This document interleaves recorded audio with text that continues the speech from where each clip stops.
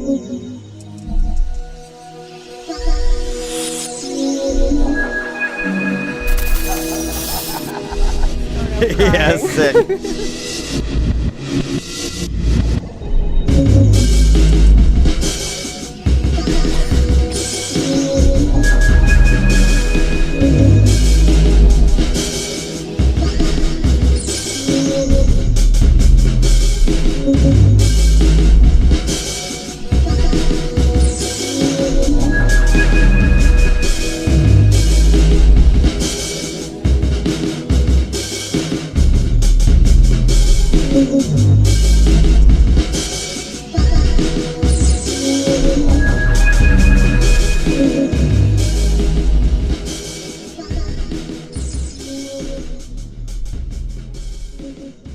And here we are. Here we are. Hi, and welcome back to another episode of Midnight Across America, which means that it's midnight in the East Coast now. And congratulations to y'all. We're here on the West Coast, and we'll be bringing it all the way here with my co-host, Mallory Jane. What's your name? I'm Craig Klein. And maybe you don't even know what this is, but this is a call-in talk show where we'd like to hear your ideas. And your part of that is to call us at 712-345-6648. We have a really amazing episode. Oh, gosh, I'm so excited. Like an amazing episode. Yeah, I mean, yes, and it's been amazing already. Yeah, this like, experience. I'm like, how do we just... How do we begin? Well, maybe we should this is start from the something beginning. That's a good, Right? That's a good place to start. So here we are in Hollywood, California, and about a year ago, right around this time, Mallory and I had a great idea with our friend Chris, who's right over there. I could almost touch him. And when I say that, I mean like I could literally almost touch him, which you all know is something that we don't normally do. Oh, well, anyway, so a year ago, we had this idea to start this show, and we started it, and now it's a year later, and we're back kind of in the exact same place that we met, and with our best friends. And, man, we have really been rolling with it this week. And I think that we have what is already, to me, one of the most influential and beautiful experiences of making a show. I mean, this week I feel like we've lived 10 lives at least. Yeah, right. Like, I got here a week ago, celebrated, wept, traveled through feelings and hotels and all of the things. Well, we should mention that another thing that coincided coincidentally last year with our very first episode was your dead dad day. Your dad died. And I mean, it sounds... We're laughing because it's not funny, I think, right? Well, yeah, how do we explain it to people who weren't in it? Yeah, right. So, last year, we started our show at the beginning of July, and after our first show, my dad died. And then we did our second show, and so for me, my dad dying is inseparable from the development of our show and our friendship and, our team and our collaboration and everything. And for those of you who've been watching this long or know me, you might know that I have just because he's dead doesn't mean my relationship stopped with him. That I have a complicated relationship with my dad. And this year, it just meant so much to me to be with my best friends, to be with people who really understood the complexity of our relationship. Yeah. And so this might sound crass to some people, but I don't know, let's celebrate death too. So yeah, we were going Dead Dad Day. And we watched some this was insane. So if the last time that you might have seen us, if you follow our show, we were in Kansas City and we made this beautiful variety show with our best friend Alec and Simon and the whole gang there. If you haven't seen it, do yourself a favor and watch that episode. The musical performances alone will just blow your mind. But anyway, so then we were on Dead Dad Day, and you say, like, well, in honor of Dead Dad, let's watch a movie. And I thought, all right, what movie? And then you pop in this movie called like Meat Market or Prime Cut. Prime Cut, yeah, Prime Cut. The Meat Market, and and it took place in a meat market, and the whole fucking movie took place in Kansas City. Yeah. So there's really funny thing when we were in Kansas City, before we went to Kansas City, Yeah, right. I was making this connection. I was like, oh, because I grew up in Calgary, Alberta, Canada, and I was like, oh, prairies, fields. I was like, I think this might feel like where I grew up. And I realized this movie that my dad was in, Prime Cut from 1972, Lee Marvin, Gene Hackman. It was Sissy Spacek's first movie. I know this off the top of my head cool. because it was his real claim to fame. It was a bunch of it was filmed where I grew up because the landscape was the same. And it's actually been quite hard for me to celebrate him because of how complicated our relationship was. And so I mean, that's why I suggested with these people who didn't know him but understand, again, just how complicated it was. It felt so nice to sort of pay him tribute, for you all to see him. Okay, so Your dad was a hunk. He was a hunk, yeah. He shot a gun. Yeah. He was wearing a denim, as far as I could tell, a denim button-up vest with exactly a collar. what it was. Fucking sick. Yeah. And I am giving legs tonight. Oh, yeah. God.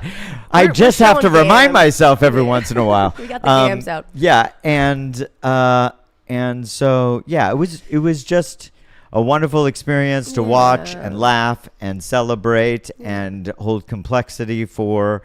Yet, I think that it's important while we're here to not leave out all of the living mothers of the world who even on Dead Dad Day will come through with,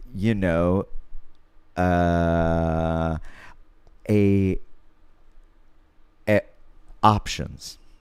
They'll come through with options.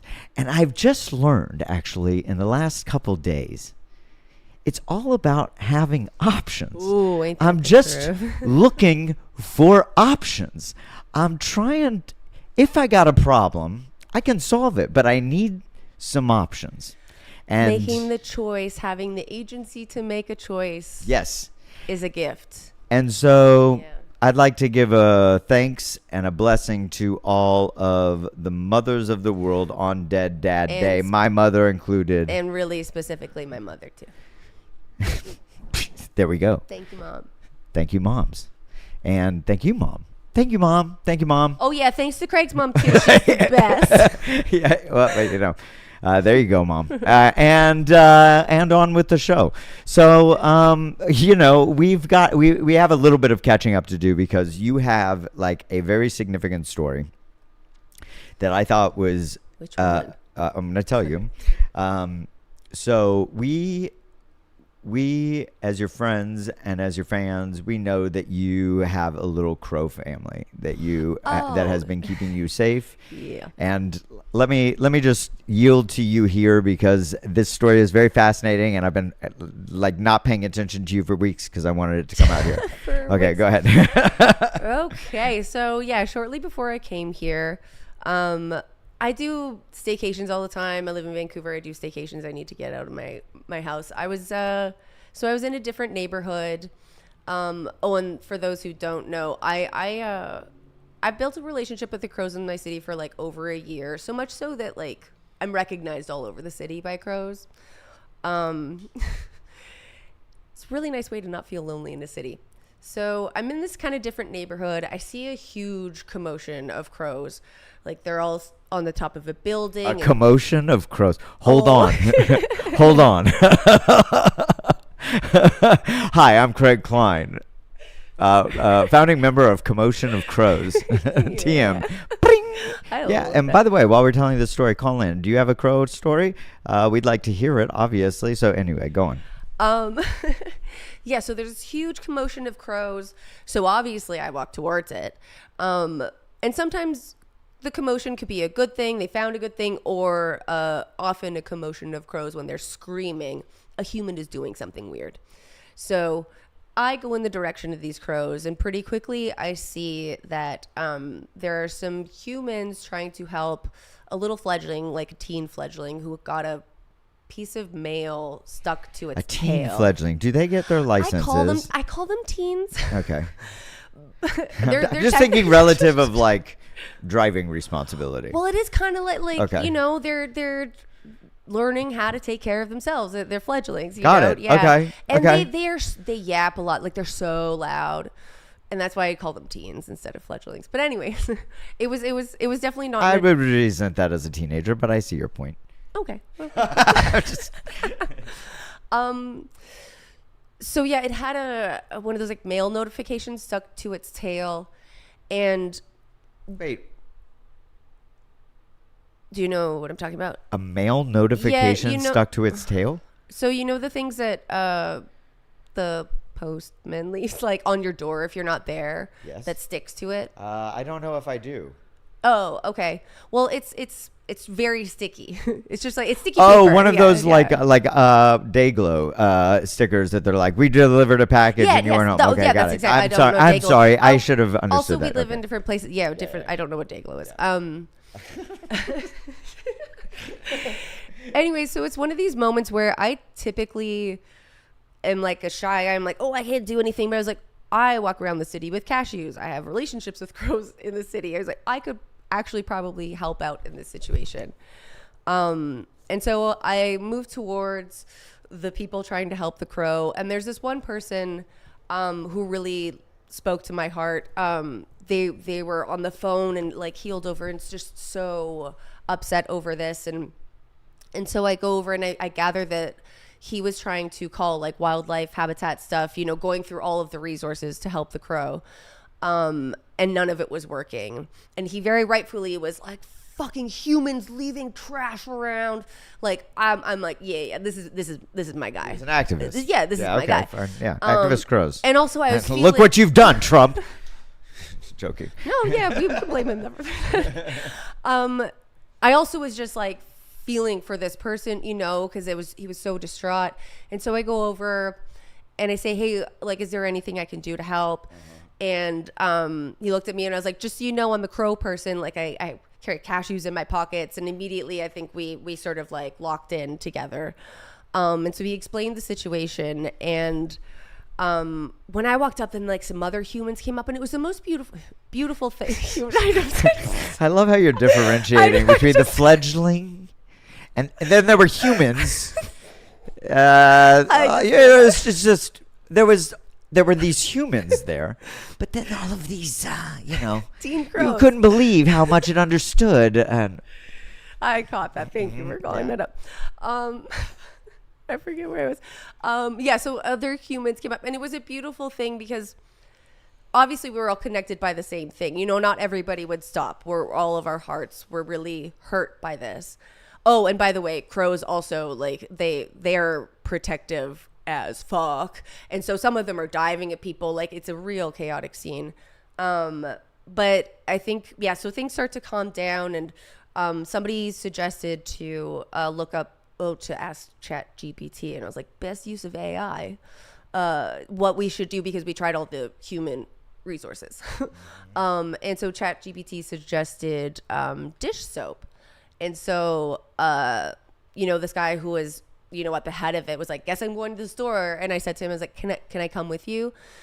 And he was like, yeah, sure, if you want. And I said to him, I was like, I am going to be worried about this for the rest of the night if I don't do everything I can to help. Yeah, right. Will you let me come with you?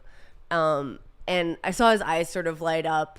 And then we were definitely in cahoots and on a side quest together. And so we're... I'm neurodivergent.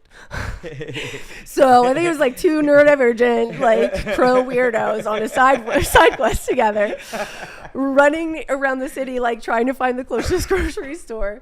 And we're both having fun, but keep remembering that we're trying to save a crow. but at least I made a new friend out of it. So we go to the store, get the dish soap, paper towels, all this stuff, and we're running back. And by then, everybody else is gone except for one other person who managed to get the crow in a bag, which sounds bad, but I guess the crow had crawled under stairs, assuming, to be left alone and die. And so it was kind of calm. And so die of a sticker? Yeah. That's terrible. Yeah. Well, because if you can't get it off, then it can't fly and it dies. Jesus Christ. Yeah. So the three of us. Maybe God doesn't exist. Go on. Well, wait till the end of the story. Okay. So the three of us, this new friend of mine, he's like a superhero to me. He takes the crow out of the bag and is like holding it with both of his hands and is like, okay, Mallory, you use the dish soap and this other person that was there. And so I gently take the crow's tail in my hand. I'm like, time is slowed down so much here. My hands are shaking and I pour the soap on it and some water and I start rubbing it very, very gently and I can see that it's going to work. And so I say to my friends, this is going to work. And I can feel this collective relief. And the crow is like biting the friend holding it. And so the three of us stood there just patiently like rubbing until this crow was free. And we freed the crow.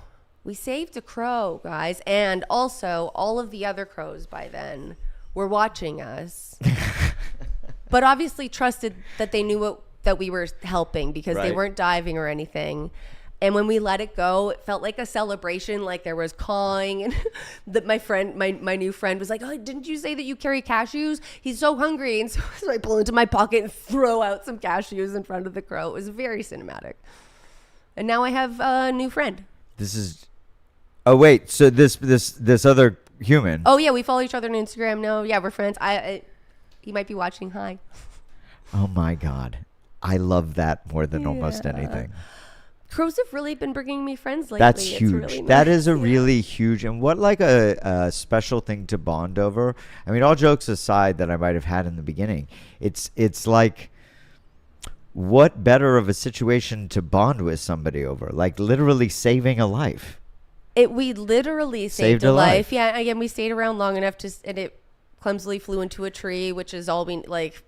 Well, I mean, it was still a teen, so it might have died in another way. But we saved it from that, and I think it really gave me so much life. It really, I just yearn for moments like that to feel like the connectedness between all life, Yeah.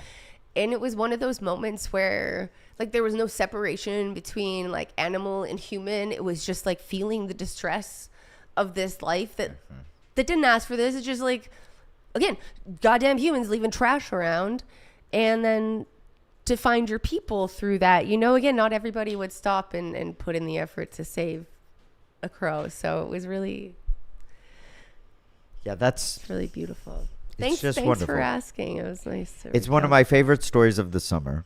And yeah, thank you for sharing. If you have a crow story and or if you're a bird guy, I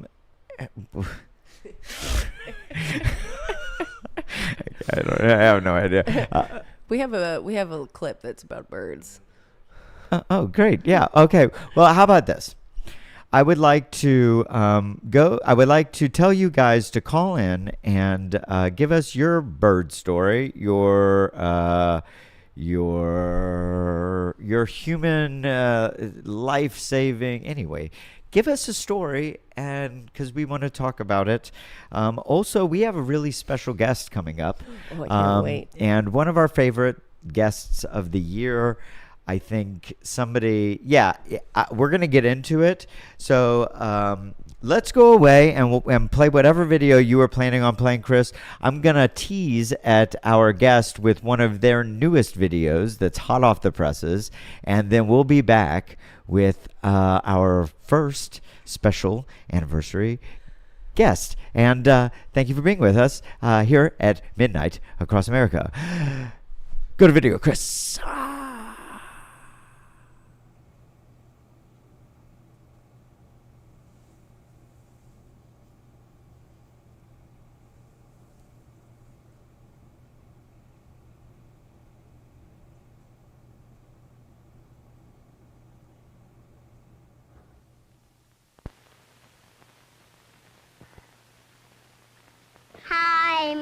on the red rose on the red day.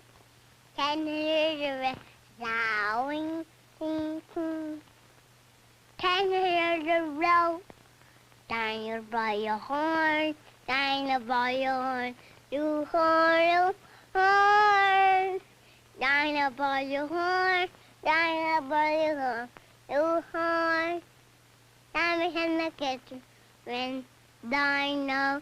Diamonds in the kitchen, with dino. Let me on banjo. John the run the barn. John, shh, be quiet. We don't want to wake everyone up. Red birdie. You know he flew away. Away, away. I'm a birdie. We're gonna catch the bird. Follow me. Birdie gang, and fly, up high, and you'll scare it away. Birds are shy, and they can break very easily, and they can fly up there. You be quiet, Marky.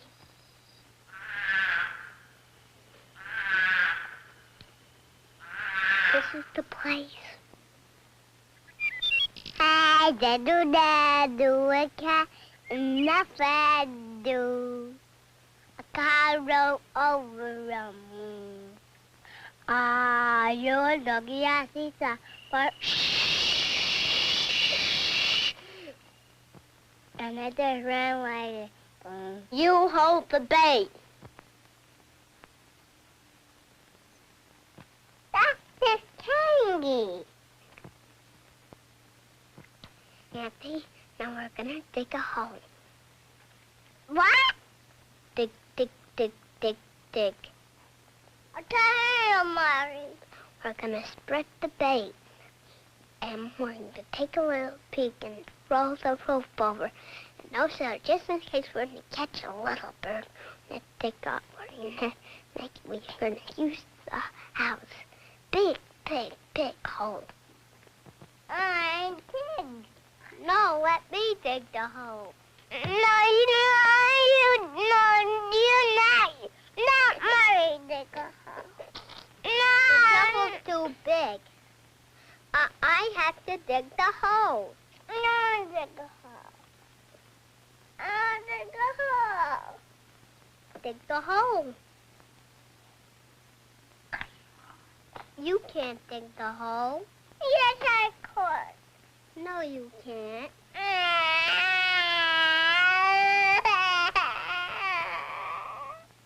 You could dig the hole. Here's the shovel.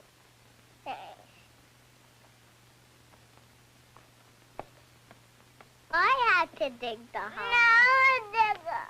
No, I had to dig the hole. You can dig the hole. Here.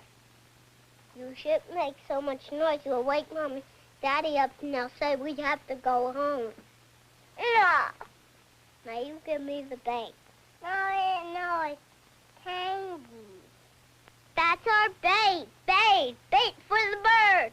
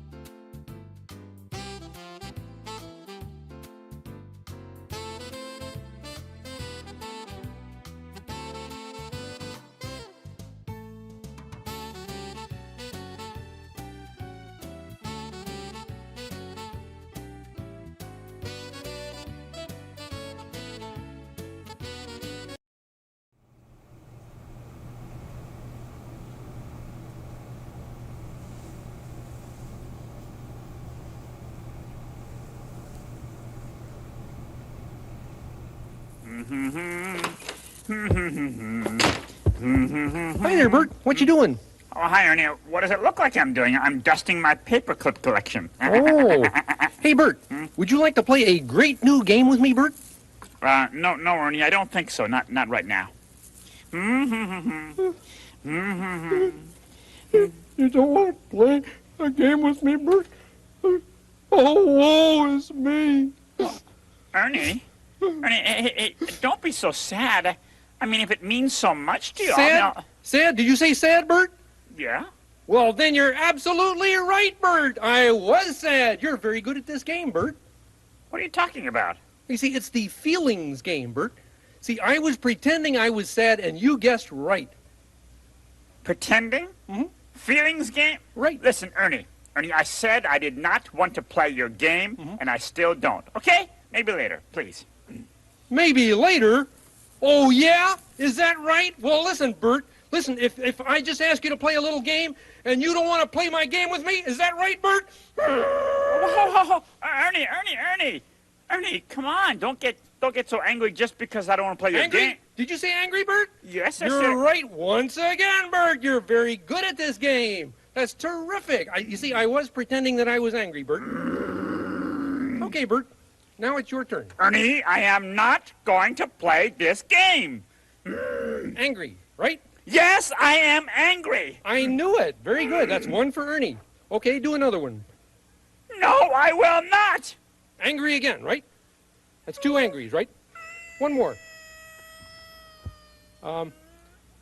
Disenchanted. What? Fear. Fear, right, Bert?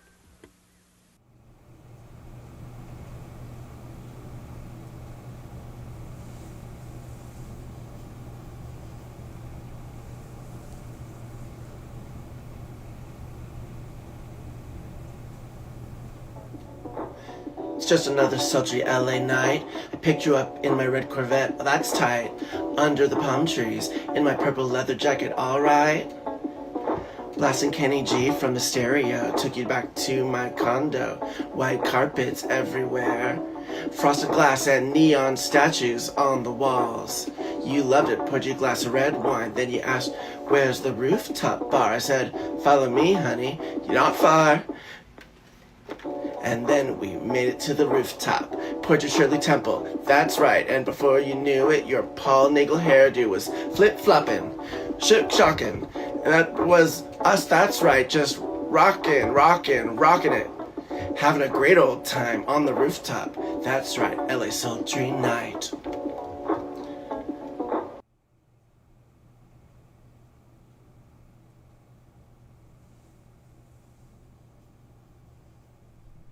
And welcome back again to Midnight Across America. I'm Craig Klein. I'm Mallory. And this is Michael Lucid, one of our favorite guests of all time, and who you just saw in that little featured video that we had there. You know, the LA nights have just gotten more sultry lately. Don't you notice that? I don't know if it's climate change or something, but the sultry index has been going through the roof. Is that what you were talking about in this video? Definitely. I think I was, I channel the LA sultry nights. My apartment, it's actually an old 1920s bungalow apartment. Oh. Yes. What? Oh. And one of those, so it has Next time we're shooting at your place. There you go, exactly. 'Cause in my bungalow, it's very yes.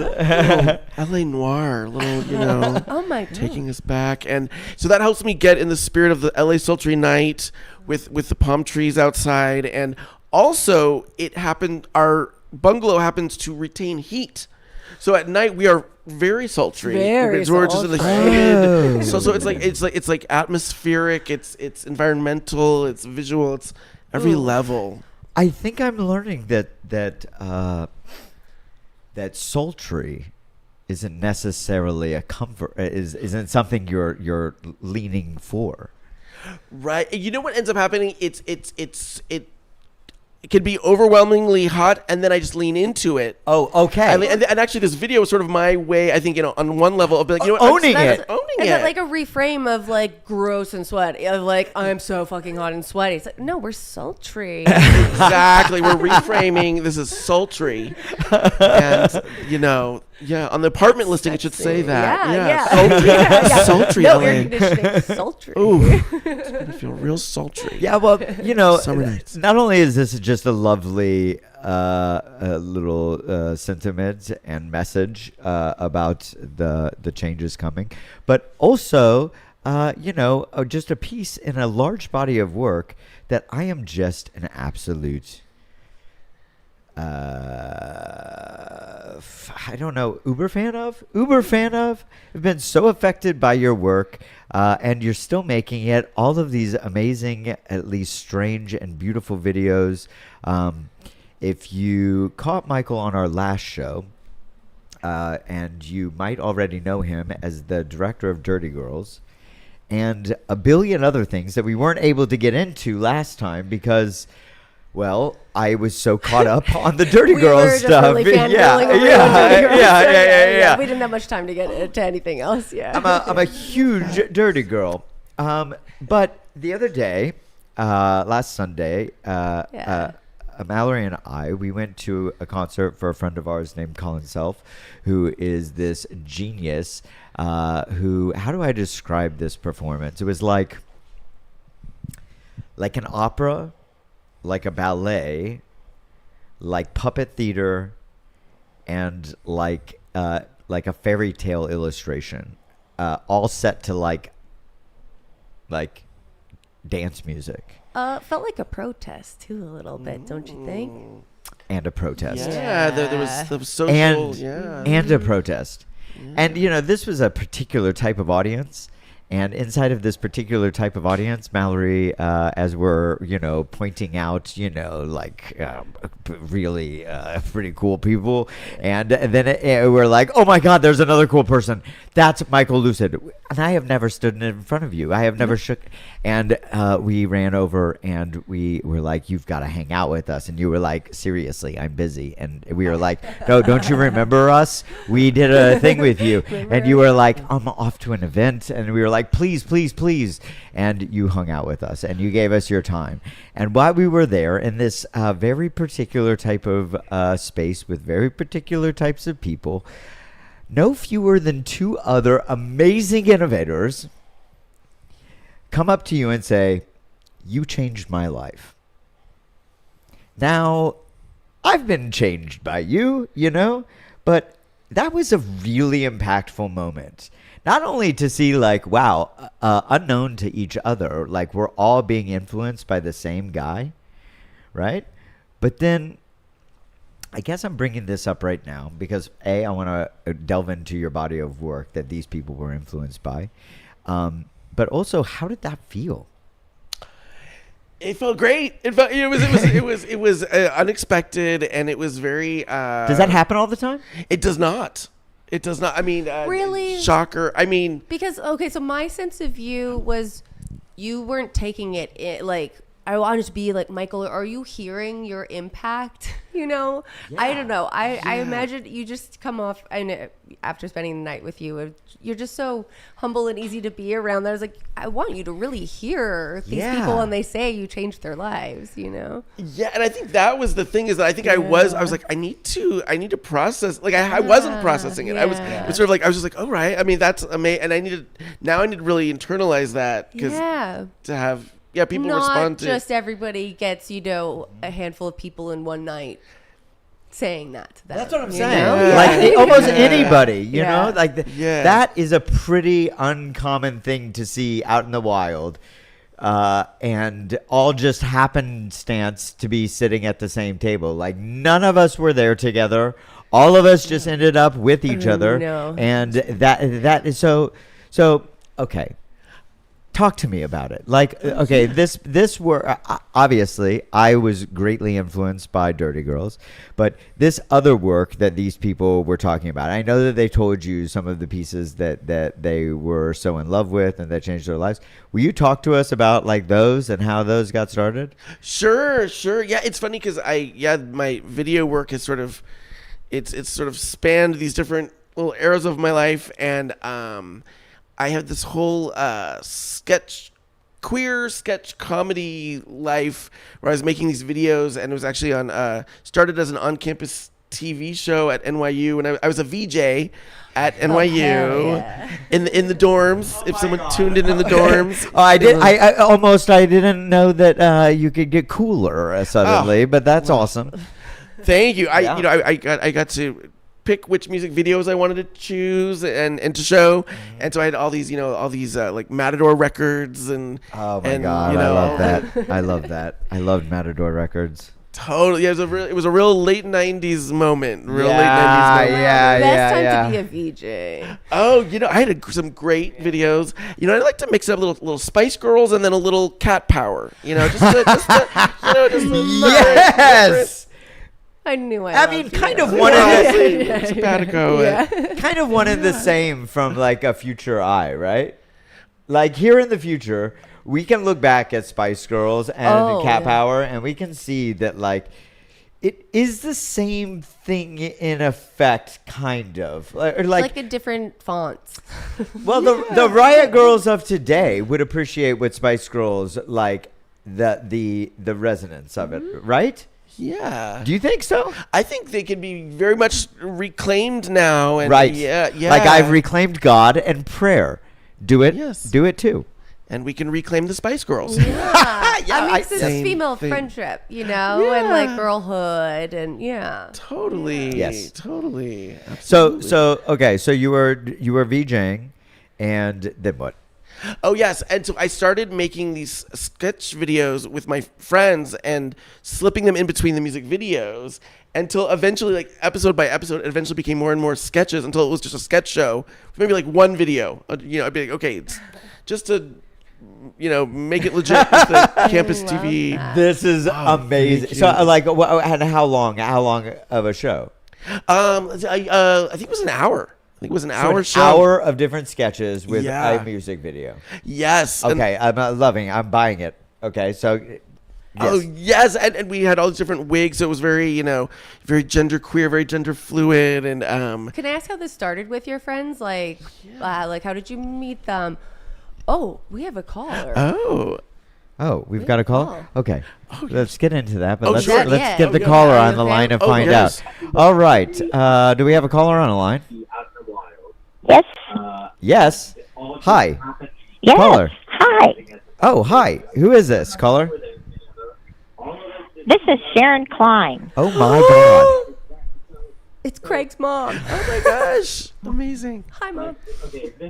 Mom, you got to turn down to your television. Have you never done this before? Holy cow. You've threatened to do this for a long time. Mother Sharon, welcome to the show. You're on with Michael Lucid and Mallory. It's lovely to hear you. It's so nice to hear you, Sharon. On a night that I'm showing legs, I feel so disrespectful. Okay, go ahead, Mom. What's on your mind? Thanks for calling. Well, first of all, I wanted to tell Mallory how pretty she looks. Fantastic. Thank you, Sharon.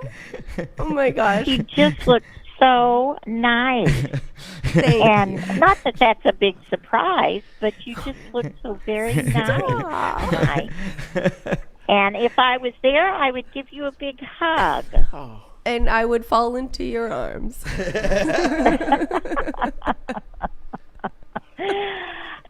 I was very touched by the Crow story. How so, And, Sharon? Well, it kind of made me think of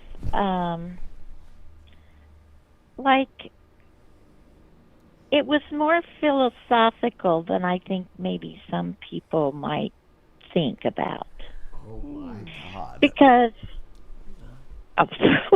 Go off, Queen. Go on, please. Yeah, we're all holding our breath over here. Yeah, this is Go amazing. on, Please go on. Well, I mean, you were a group of people that were brought together with a strange event, and there obviously was a problem, and some of you wanted to work to come up with a solution, and others were not as enthusiastic as some of them, and some of you felt like you had to come up with a solution, or it was just, you just had to. It was in your inner being that you had to come up with a solution. Yeah, I couldn't have lived with myself it. if I didn't try. Yeah. Right, Yeah. right. But I think at least what I got out of you telling the story is that it's a bigger thought than the great story that it was. Because I think we have today lost the fact that we work better together to come to solutions and help whatever needs to be helped to get done. Versus Sharon. Tying bows over here. All right. Yes. Okay. I see the through line now. That it's Sharon. It's about community. Like we need each other. How many times have we said on the show we need each other? We need each It's community. other. It's community. Yeah. Yes. And if you can, I guess the sadness in my life right now is the fact that people don't work together. There is so much hate out there. And I don't like a crow. To be quite truthful, I don't like them. Why are you bringing the crows into this? No, I actually, that means more to me that you don't like crows and you can see the beauty in this, thing that happened. Right. I really don't like crows. They make horrible noises and they bother me, and they come fly and look at you, and they do look at you. I just don't like them. But if I saw a crow that was hurt, I think I would try to do something about it. The only thing that I probably wouldn't help would be a snake. All right, let's not value animal and living life right now. I do. But I would help the crow. I would help. Do you think that you would be more inclined? I would like to ask you this. Do you think that you would be more inclined to help the crow if nobody else was helping the crow? Or do you feel like you would be more inclined to help the crow if everybody else was helping the crow? Or do you think that you would be more or less inclined if you were the only one there? Well, I definitely would be inclined if there was a group of people there working to come up with a solution. Right. I think that your moral fiber comes out if you're by yourself and having to make a decision about something. Ain't that the truth? Yeah. If you're standing alone, then you have to make a real moral decision. Right. If you're standing with a group of people, it's hard to walk away. Now, you may make some wrong decisions with that group of people. Yeah, right. But you could also make some really great decisions, like in the case of Mallory's situation. Sharon, you know what? But I find... Wait. Sharon, I want to Go share ahead, something I'm because what sorry. you just shared actually led me to this other thought that if I were alone, I would have absolutely felt compelled to do it, but it would have felt impossible because I could not have done that alone. Oh. And so I would have tried, Yeah. but Right. it would have been devastating and impossible. And again, I Right. think this is what the crux of what you're saying, Sharon, is like there is more possibility in community. Things are only possible in community. Yeah. Well, you think about if you sat down the table, Mm-hmm. and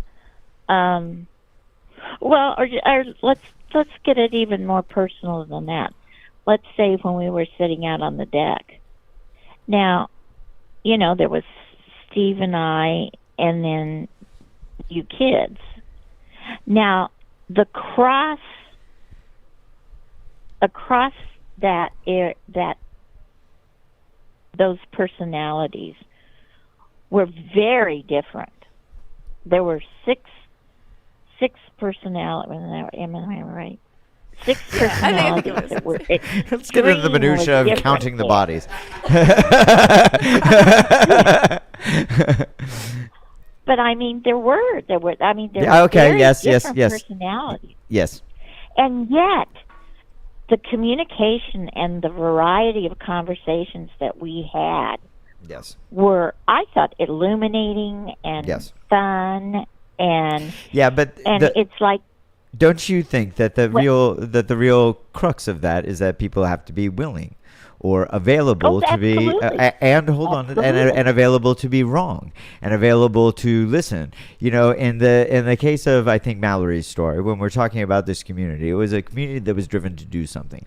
Often drive is one of those things that fucks the whole thing up, right? Like, you got a bunch of people that are so certain that they know what they're doing is right that they can't be helped, and they can't receive the help unless they're the ones that is administering the way to do it. But in this case, very specifically, it was a problem-solving thing. It was some people failing in front of others, but then the gang overall succeeding together on the back of those failures. So like you were saying, even in a conversation often and in a community, it involves people that are showing up to listen and participate with other people, but also willing to be wrong in front of everybody and keep the ball moving. Obviously, this put this on all of the levels. Everybody has experienced that every day in micro and macro ways. And now you know where I got it from. Sharon, I'm so glad that you called. Well, but I think that's what, like, when we used to build communities. Mallory, you're so sweet. You're just so sweet. Mother, I would love to have this, but we have to go to a break soon. Okay, I'll just be real short. Yeah, please. And a long time ago, when we had communities, yes, all of the good. players sat down in the community, and this person said, "Okay, I need this." And somebody else said, I need this, and somebody else said, I need this, and somebody else said, and then somebody over here goes, well, if you need eggs, I have 15 are you hens. going to describe supply and demand?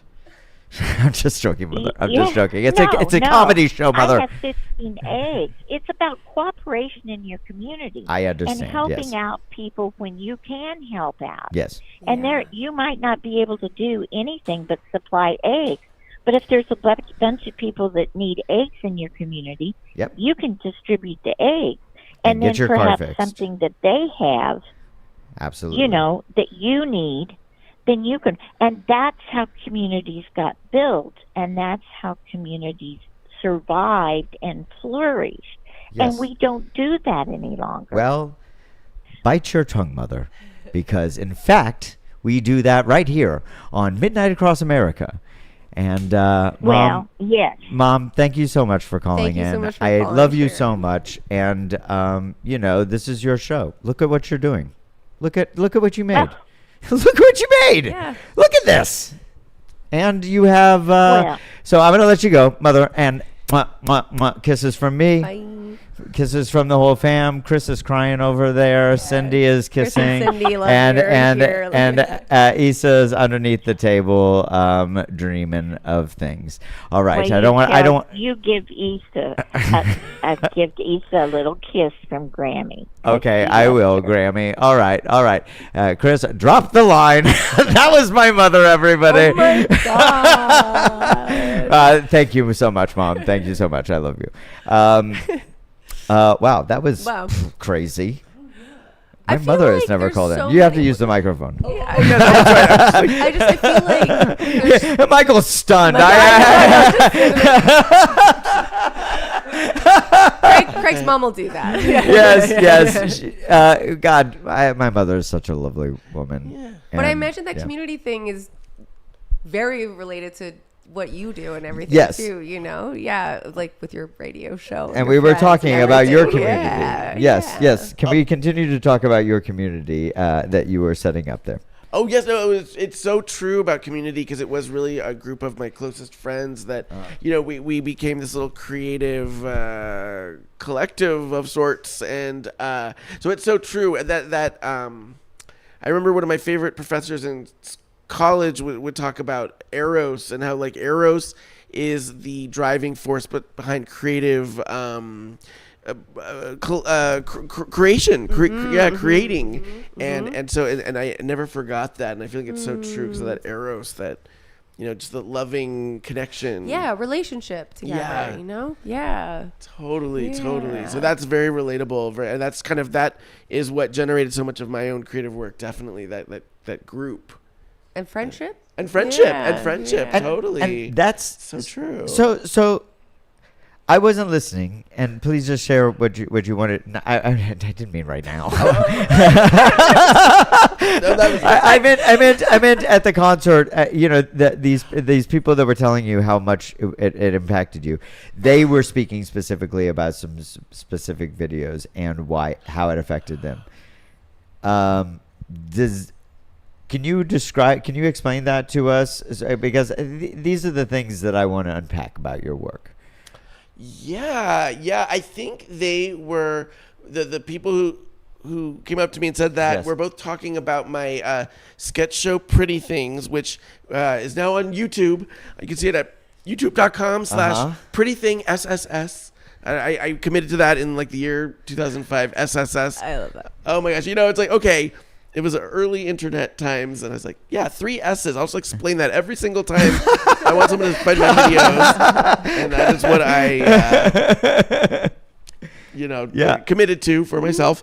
And yes, and so we got our sketch show, and it started at NYU, then became a public access show. We would mail those 3/4-inch tapes across the country, and like this was back in the early aughts, 2001. Wait, you would ship those? Like people would order them, like mail catalog? It was actually just to the public access TV stations, and I would contact them. Oh yeah, I didn't elaborate on that. Oh yes, I would contact the public access TV stations in different cities across and send the country. Send them my tapes, and I would be making these tapes and VHS tapes and 3/4 inch that tapes. is so sick. So what was your time slot? Often very late. It was very much a late night show, Uh-huh. and it was a very fun little moment in like 2001, 2003, 2004, where I put my email address at the end of the public access show, and people would email me. And some of these people I'm still in contact with in Madison, Wisconsin, and it's pretty amazing. That's It's really incredible. Totally, yeah. It also doesn't sound dissimilar from what we're trying to build here. Just Absolutely. Yeah. Absolutely. And Michael, I don't know if you can see this little white stripe that's going around. White stripe. That you'll need to know this later. Yeah, that is my cue because we need these types of visual things to go to a music video, and I feel like a very appropriate music video will be to follow this up with a conversation over the person that brought us together most recently, my favorite hit of the summer, and I think it will be yours too. It's Doll Park by that fucking Colin Self.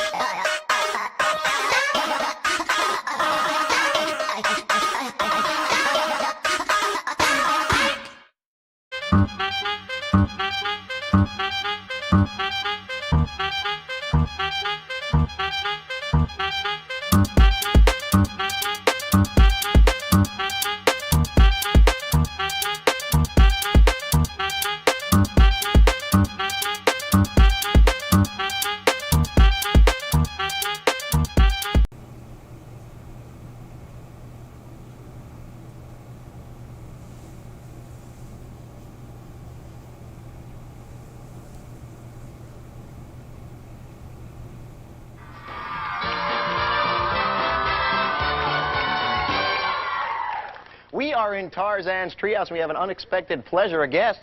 Hi, guys. How you doing? You don't mind if we ransack your house, do you? Our treehouse is your treehouse. Terrific! That's my life! Okay. Boy, oh boy, sit down there, will you? My goodness. Here's the clue. Remember, you can wreck their house. They don't care. This is for $50. If you don't find it, the money goes to the blue team. Tarzan sewed this on his loincloth so he could zip through the jungle. Find it, wreck their house. Look anywhere you like, anywhere you want. Tarzan sewed this on his loincloth so he could zip through the jungle. Yes, Laderick found it.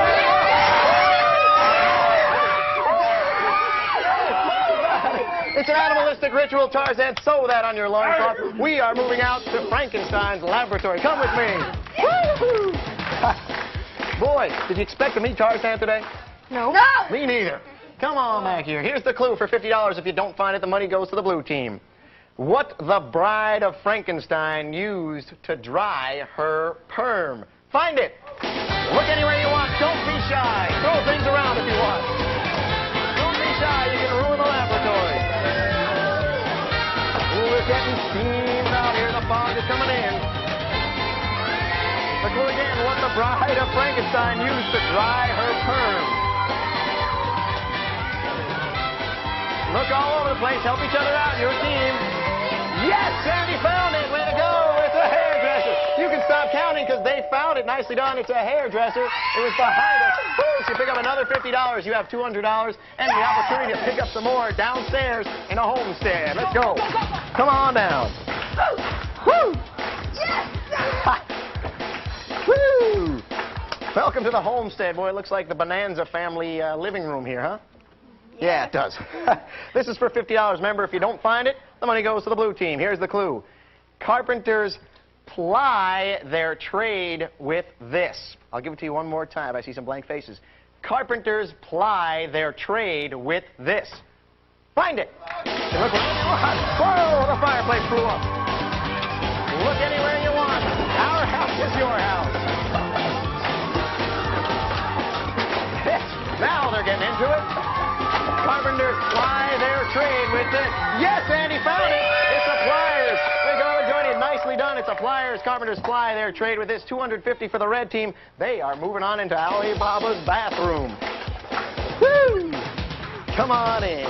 Whoa, no, trying to get a head start, huh? Yes. That's illegal. It's against the rules. Wait till I give you the clue. Alibaba was a very strange man, but this proves he was a Dodger fan. Find it. Look anywhere you want. The pillars are falling. Yes, Andy found it. It's a Dodger cap. Woo! And if you're a Dodger fan, you can wear it. Wow, a clean sweep for the red team. They have $300.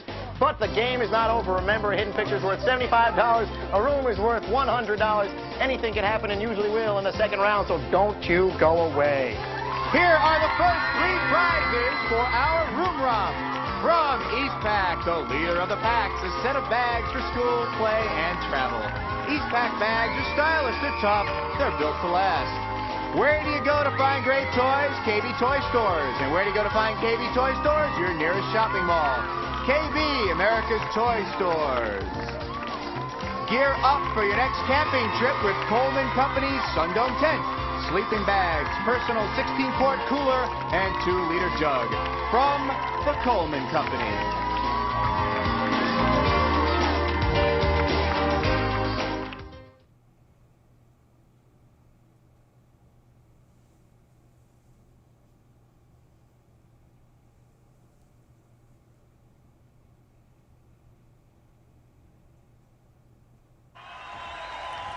Hello, it is Christmas time and I'm sitting here by my TV.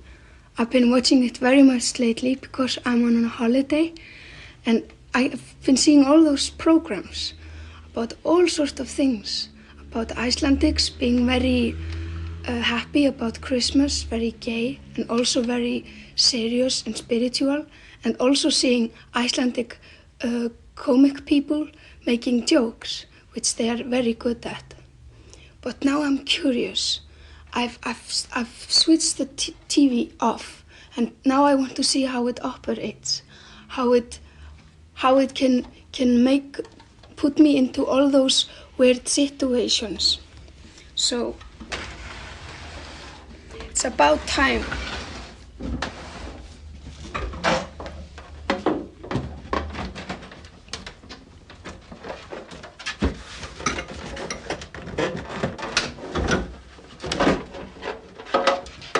See.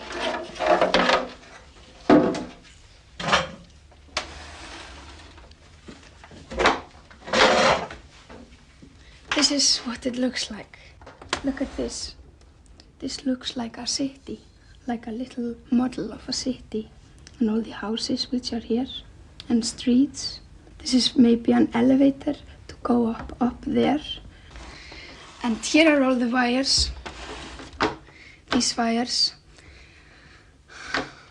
They really take care of all the electrons when they come through here.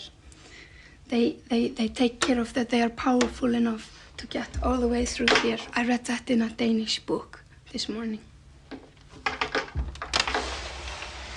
And this beautiful television has put me, like I said before, in all sorts of situations.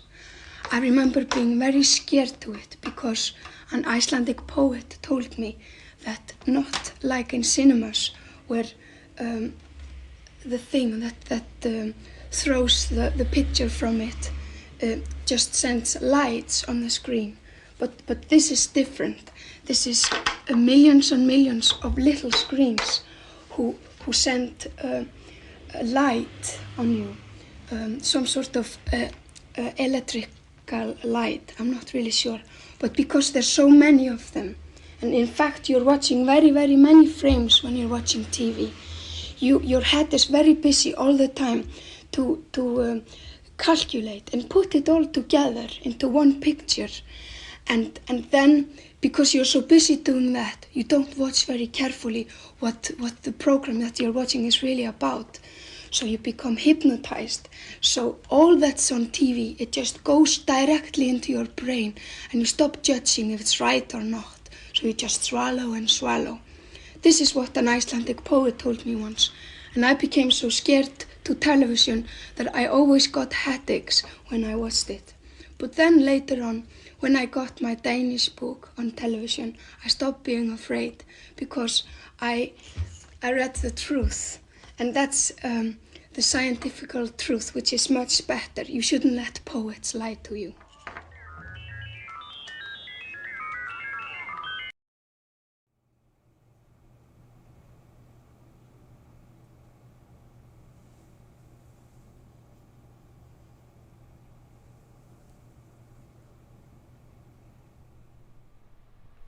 And it wasn't just our pal Michael Lucid that we were promising for tonight's anniversary show. And our musical guest tonight is also very dear to us. And if you've been watching our show, then you know her and you've seen her before. And we're so happy and honored to welcome back tonight Omotola.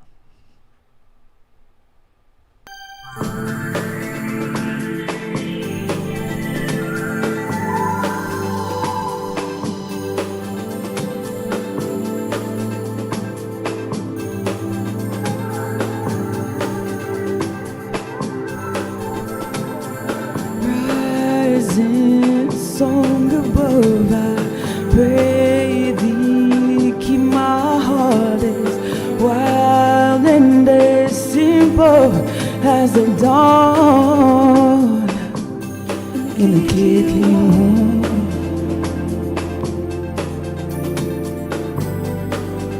In the cuckoo's of our love, ooh.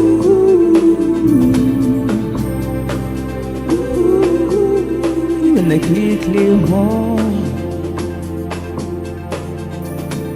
Oh, in the cool summer love.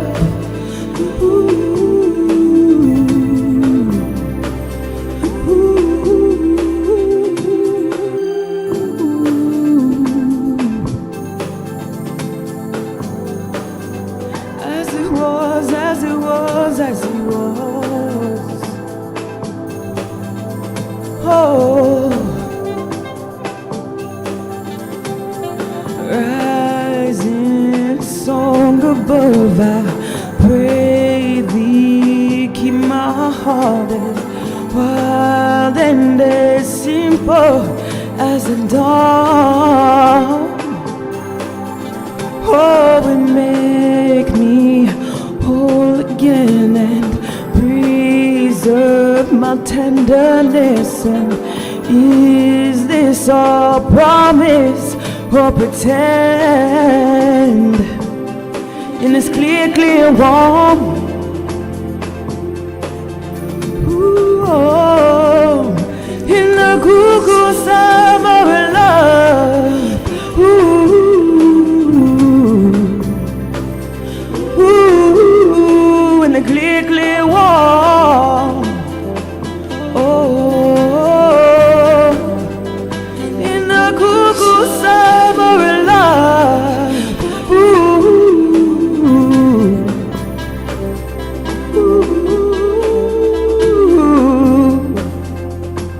the blessings are passing you by. The blessings are over you. The blessings are passing you by. The blessings are over. I'm flying tonight to Chicago. We can have today, not tomorrow. One more goodbye to our sorrows. One more minute spent, never borrowed. I'm flying tonight to Chicago. We can today, not tomorrow. One more goodbye to our sorrows. One more minute spent, never borrow. I'm flying tonight to Chicago. We can have today, not tomorrow. One more drink goodbye to our sorrows. One more minute spent, never borrowed.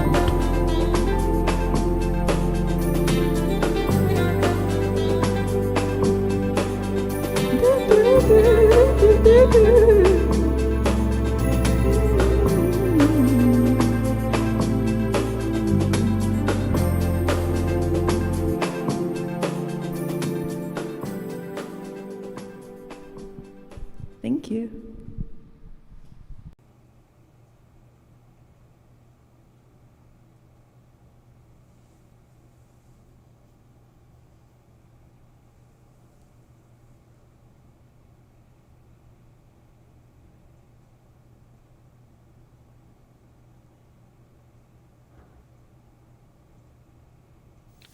The La Brea tar pits were first noted in 1769 by a Spanish explorer, but it was not until 1906 that the puddles of pitch were extensively explored. Since then, more than 500,000 Ice Age specimens have been recovered, 200 different kinds of mammals, birds, reptiles, insects, and plants. The Ice Age lasted about 3 million years and ended about 10,000 years ago. The tar pits have been collecting their specimens for about 40,000 years, and the George Page Museum, opened 9 months ago, houses them. Skeletons with enough bones to assemble are on display inside the museum. These are the bones of an American mastodon and a 6-year-old mastodon youngster. There is the skeleton of an imperial mammoth, once North America's answer to the elephant. This one, 12 feet tall. And there is the once fearsome North American lion, or California saber-tooth, formerly a ferocious carnivore. The only human skeleton ever found in the tar pits is that of a 9,000-year-old woman, displayed in a case along with a depiction of what she might have looked like. And for the first time in 50 years, the pits are being explored again. Earlier explorations were not so delicate, and many valuable artifacts were either ruined or discarded, according to Page Museum curator Bill Ackerston. We're looking for the little things primarily: snails, plant seeds, insects, mice, lizards, snakes, all the small stuff. In the old days, they didn't realize that these things were important. They're considered to be mostly species which live today, and that's true. But they are also our best clues to the environment that existed back then, because they do live today, and we can determine what their ecological requirements are. The La Brea pits are called the world's richest source of fossils. Page Museum receives everything found in the pits, and what's been found is worth coming to see. And it's free. Doug McAllister, News 8, On the Move, Los Angeles.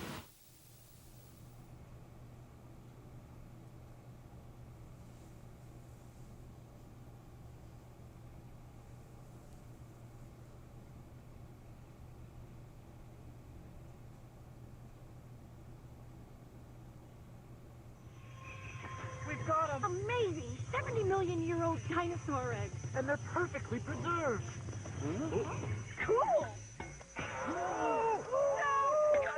You'll love Quaker Instant Oatmeal Dinosaur Eggs. When you dig in, you'll watch the eggs hatch into dinosaurs right in your bowl. And the delicious brown sugar taste of Quaker Dinosaur Eggs is part of this balanced breakfast.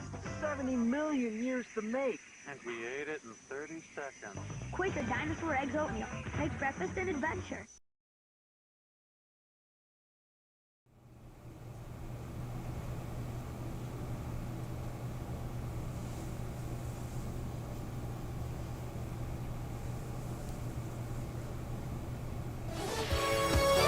Body Break.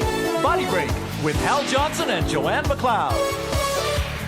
Oh, yeah. Come on, come on. How stressed you are can be very evident when you drive.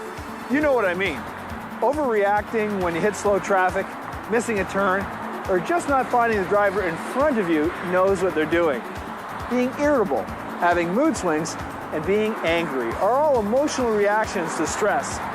So to tell you a little bit more about diffusing anger is author Angela Jackson. It's a passion, but I don't have to hurt anybody else, and I don't have to hurt myself. So use some tools. The top of our lungs, we're going to scream for 3 seconds real big. You ready? 1, 2, 3. Okay. So what that does is an instant release, and it gets the anger out. Call a buddy and vent. You know, we walk around like this, and the key is to breathe. And breathing starts in the belly. And that's where we've got to start. Breathe in the belly, and take the breath right up, and remember to exhale audibly. And by doing that, we start to let go. And a few big belly breaths, letting go. Then we can start to calm ourselves down. Body Break. Body Break.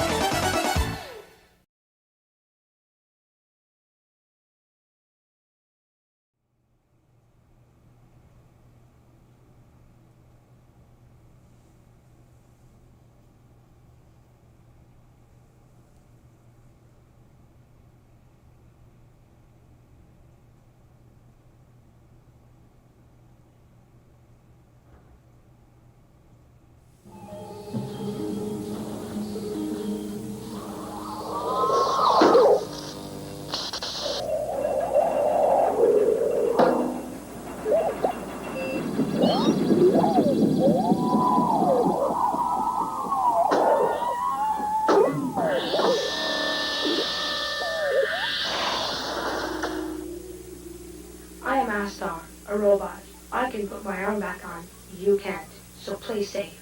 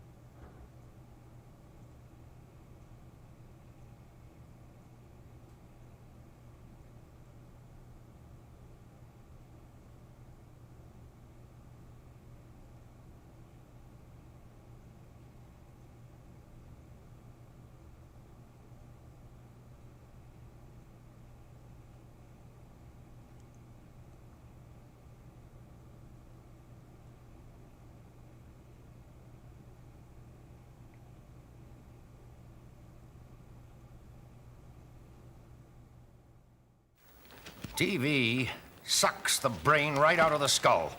So, next seminar, we'll probe the content of television. Professor McClure, Well, of course, the content of television is movies, but the message of television is what it does to us, the users. Are you saying that the medium is more important than the message it carries? No. The medium is not more important than the message. It's obvious. The medium is the message. The medium is the message? What does that mean? Well, of course, the medium is the message. It's what I... He's full of great ideas. Like print changed the shape of the world, Yeah, people remember? don't read newspapers. They get into them like a warm bath. This Canadian changed the way the world thinks about communications. Is the message, then the content must be the audience. And of course, electronic information is turning the world into a global village. Take light bulbs, they're an information medium. They...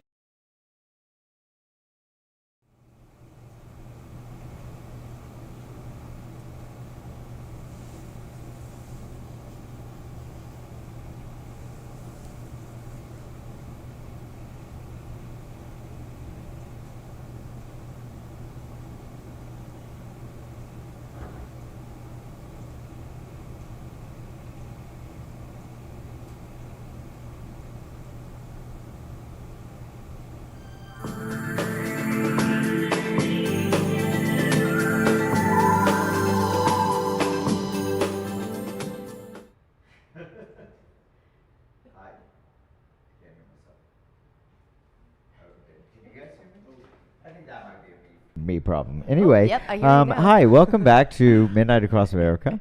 That was Omotola, and holy Amazing. cow, right? I pray to the heavens above that we hear something else from her later on in the show. But in the meantime, you're back with Craig, Michael, and Mallory here in the Hollywood Hills, and we're here to take your calls. Call 712-345-6648 and come at us with whatever you want. If you've been with us earlier tonight, you just met my mother. What are the topics tonight? Crows, queers, Crows, queers, queers, Queers. crows and queers. Queers. That's the Pretty name of appropriate. something. Yeah, pretty That's appropriate for Hollywood, actually. Yeah, that is. Are there ravens here or are they crows? I think they're crows. But actually, I can't be sure of that. I mean, I've seen. There's some debate. I've seen them. There is debate. I don't. You know, I don't like talking when I'm not certain about something. Oh wow! Yeah, that was good. And you know, I think that the Ravens and but who knows? I mean, they're all corvids. blackbirds. They're all corvids. That's all that really matters. Corvids. Yeah. There was a theory about like the further south you go, the smaller they the get because corvid they do. It's like the type of amphetamine usage that they use. I'm getting into like some heavy shit right now. Anyway, Michael, we were talking about your lovely career and the influence that it has imparted on people. I'd like to know something personally. Oh yeah. And it goes into like kind of the effect that I was pointing out that I saw at the show the other night. Do you ever feel like it's possible to influence with your art the type of art that you want to make? Oh, is it possible for me to influence with my art the type of art I want to make? Like unnaturally, right? Like let's say you make your art, right? And then somebody that is obviously influenced from your work makes work that you're like, fuck. It's like obviously through me, but it's not something like it's like a poem written without your hand. I feel like I have experienced that. I feel like I've seen that happen. Okay, I'm so glad that I asked.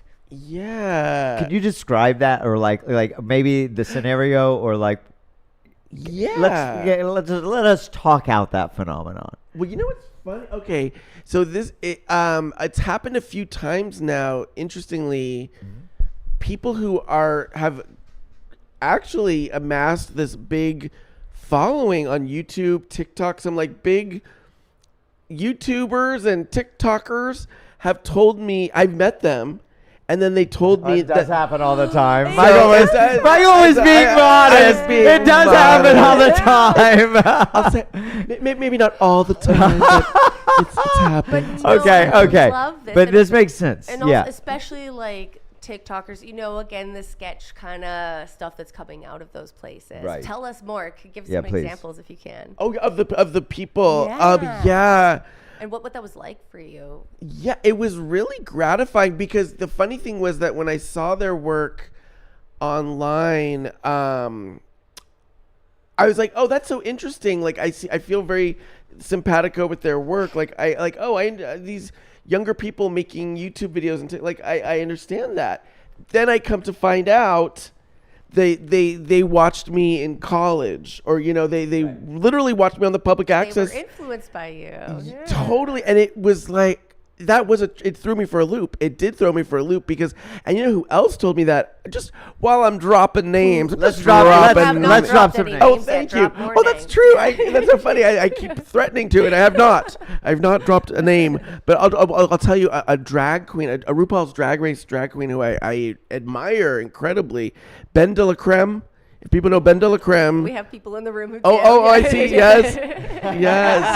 Totally. Right? Cindy is bugging out in the back. Totally. Yes. I'm such a fan of her as well.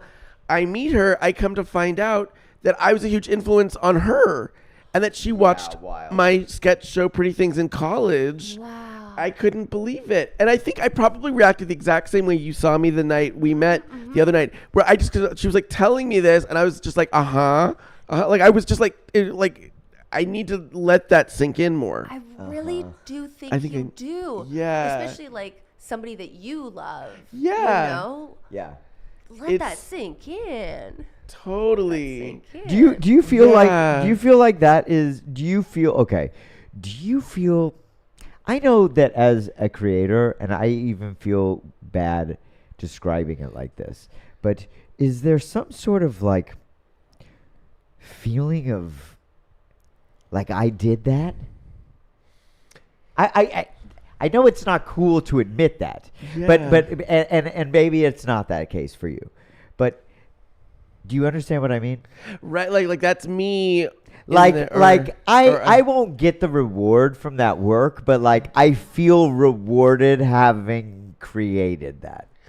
Yeah, it is. I think that's my work. I'm learning this tonight on your show, that the work I need to do is to internalize that more, because I think I almost observe it almost like as an outside, like I'm an outside observer. Like I'm just like, interesting. So that happens. I like forgetting like, oh no, we're talking about me. Like, okay, I'm the person in the story. So can I ask you then, why do you make art? Like, do you go in ever thinking like, oh, I want to impact, Because I'm having a feeling like that probably isn't the answer, which is maybe why you're so disconnected from people telling you that. But I don't know. I don't want to put words in your mouth. Like what, like when you put things out in the world, are you like, I hope this does something? Yeah, that's a great question. And the first thing that's coming to me is that I basically just do it out of a necessity to do it. Hell it's like, yeah. So it's kind of like I have to do it. Survival. Totally. Yeah. Like I need to say this or make this right now, or even if it's kind of more improvised, it's like, hey, this is what's coming right now. Like this is what I have right now. This is what. Can we like sit in that a bit? Yeah. Go ahead. I also like what's interesting about your work is that it's not just about making it. That's like the first half. And then it's like mailing the fucking tape. Okay, no. Then it's like figuring out what fucking public access network to mail it to exists in Toledo, Ohio, and then dubbing it and then sending it off. So like what I'm saying is that it is the broadcast is part of the performance. right? Like finding the network to put it in. That seems to be like, not only is your work like something that you're compelled to make, but like your work is also kind of turning people onto it, like distributing it. Do you understand what I mean? Yes. Like you were a VJ. You found these networks to like get it out there. It's not like you were writing to, like, it. Show it as well. Right, yeah, you know, yeah. Like, would you, when you say like you just needed to make it, have it come out of you, would you be just as satisfied doing that in your bedroom without anybody seeing it? Right. That's a good point, because I think, you know what? Well, this is where I find my gratification in the moment when I upload it and then I start seeing the comments. Okay. So that's, maybe it's in the privacy of getting just to look at it. That's when I can really like interact with it and sort of take it in. I feel like that's when it's like, I'm there and I'm reading all the things and what the people are saying and, you know, all of it. That I'm very like, maybe it's for me. And this is like maybe something also for me to unpack is like, maybe it's being in person and having someone standing in front of me telling me, maybe that's what's harder to take in. Because I'm like, oh, okay. I mean, that makes sense given everything Right. you do has existed like online on YouTube, you know. I mean, I don't know if you've done like live, you know, theater or whatever, but you're making stuff for like an online audience, you know, like not in front of people. So it makes sense that you would be kind of jarred, be like, oh, right, you're not just a person behind the screen. Right, completely. Like you're a real person to them, and your audience is real too. They're real people. Right. I think that's the part that's hard for me to fully process as it's happening is fair. Yeah. Oh, yeah. you know what, Michael? I'm sorry. I've been ignoring Chris in my ear. We have a caller on the line. Oh, yes. So let's how about we get to another caller? Sure, yes. Yeah. All right. Caller, go ahead. Thank you for joining Midnight Across America. I'm Craig, Michael, and Mallory. Hello? Caller? Hello, caller. Hello. Who is this? This is Big Body Caprice. What?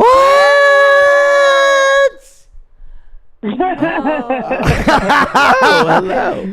Big Body Caprice coming from the Central Time Zone, and that is also one of the breakout performers from our show last week in Kansas City, or the last episode that you saw again, Kansas City. Big Body Caprice, it is so good to hear from you.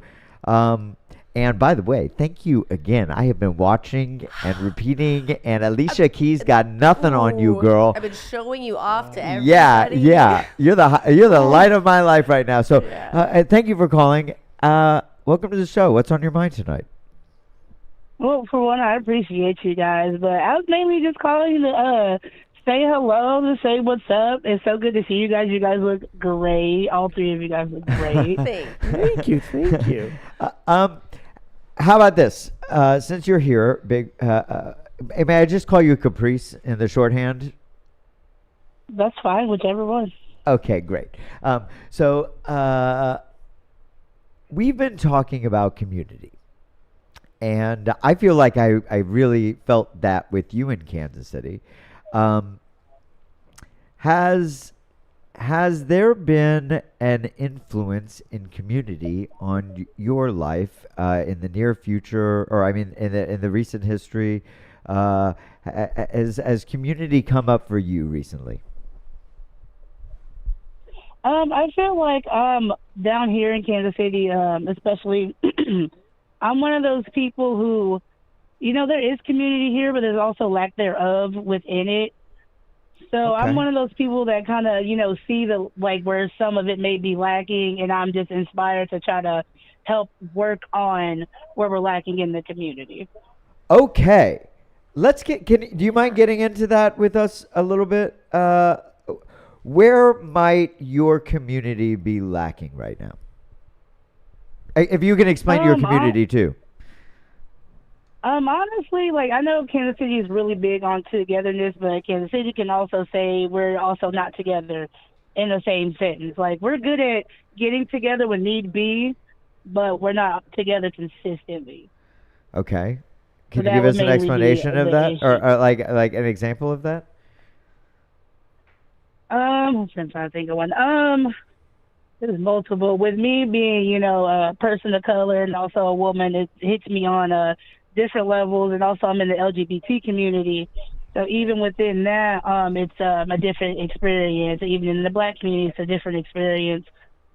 But in moments where I feel like we should come together more, like maybe dealing with situations with people of color, things that should be worked on better, like showcasing us more, stuff like that. We end up getting into a little petty drama and going back and forth over little things and stuff like that. Instead of sticking together, we're just doing things that separates us when we need to come together and be stronger. Yeah, So I hear that. That's definitely one of the things.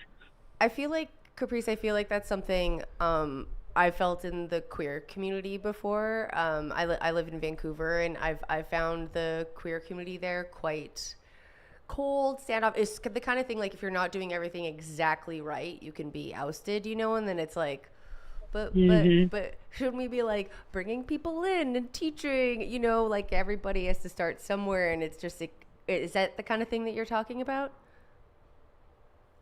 Yes, pretty much. Like with me, I host live vocal shows here in Kansas City at Gale Sports Bar. Shout out to them. Shout out. And every couple or so months, I will have like a all black show with all people of color that are singing in the community, because I feel like we don't, even the singers, with the LGBT community specifically within the shows, we don't get showcased a lot either. So that's where I come in that aspect as well. Like, I mainly showcase a lot of the different vocalists that we have within the community, and then, especially a lot of the people of color that definitely don't get shown as much as they should be. Which, by the way, like for anybody out there that is questioning this, if I could have any superhero power in the world, Michael, you know what that would be? What would it be? To sing like her. It is like fucking massive.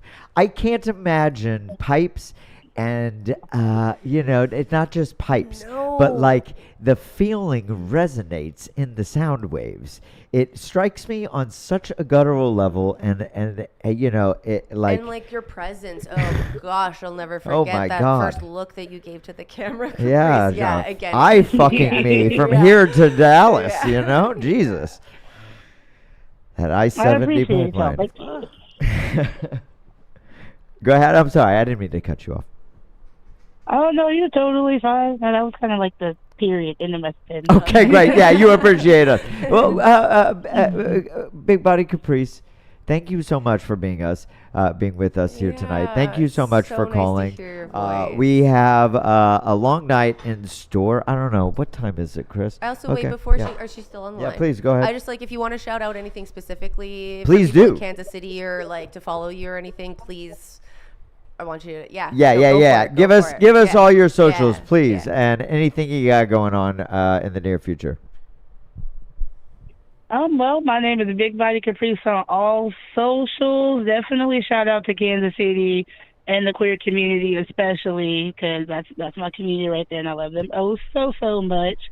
But yeah, follow me, Big Body Caprice. If you live in Kansas City, come support the shows. That'd be awesome. Hell yeah. Oh, thank you so much. Hell yeah. Wow. Yeah. Hell yeah. All right. So thank you so much for being with us, and this is your invitation and a direction from one of my favorite directors, Michael Lucid, and creators, to give us a call. There's an open line, 712-345-6648. Oh, I'm at a payphone and I don't have any money. Or I'm not in America. Well, you're in luck, because we have another number. I forgot the first toll three free. I digits know, at the moment. It's a 1-866. 866-345-6648. If you're in a payphone, if you're in America, if you're not in the United States, if you I think those are the only options. Okay. And you know what? To get us back into like a vibe about emergent talent spewing stuff out on the internet that has found its way, I brought along one of my favorite videos that we played on this show, and again, I want to highlight it because it was our first episodes, and I don't think that we'll get to it again. But this is my way of. But you know what? I just want to play this video and set it up as this is one of those things that you find on the internet, and you're like, yeah, what is this guy doing if he doesn't have the internet? Like, can you imagine this dying in a basement without my eyes on it? So this is one of those videos, that Jerry Rafferty video, Chris. He knew what I was talking about. I know he knew what he was. Me and him are like telepathic. So why don't you set that up and do that, Chris? Thanks. We need a breather.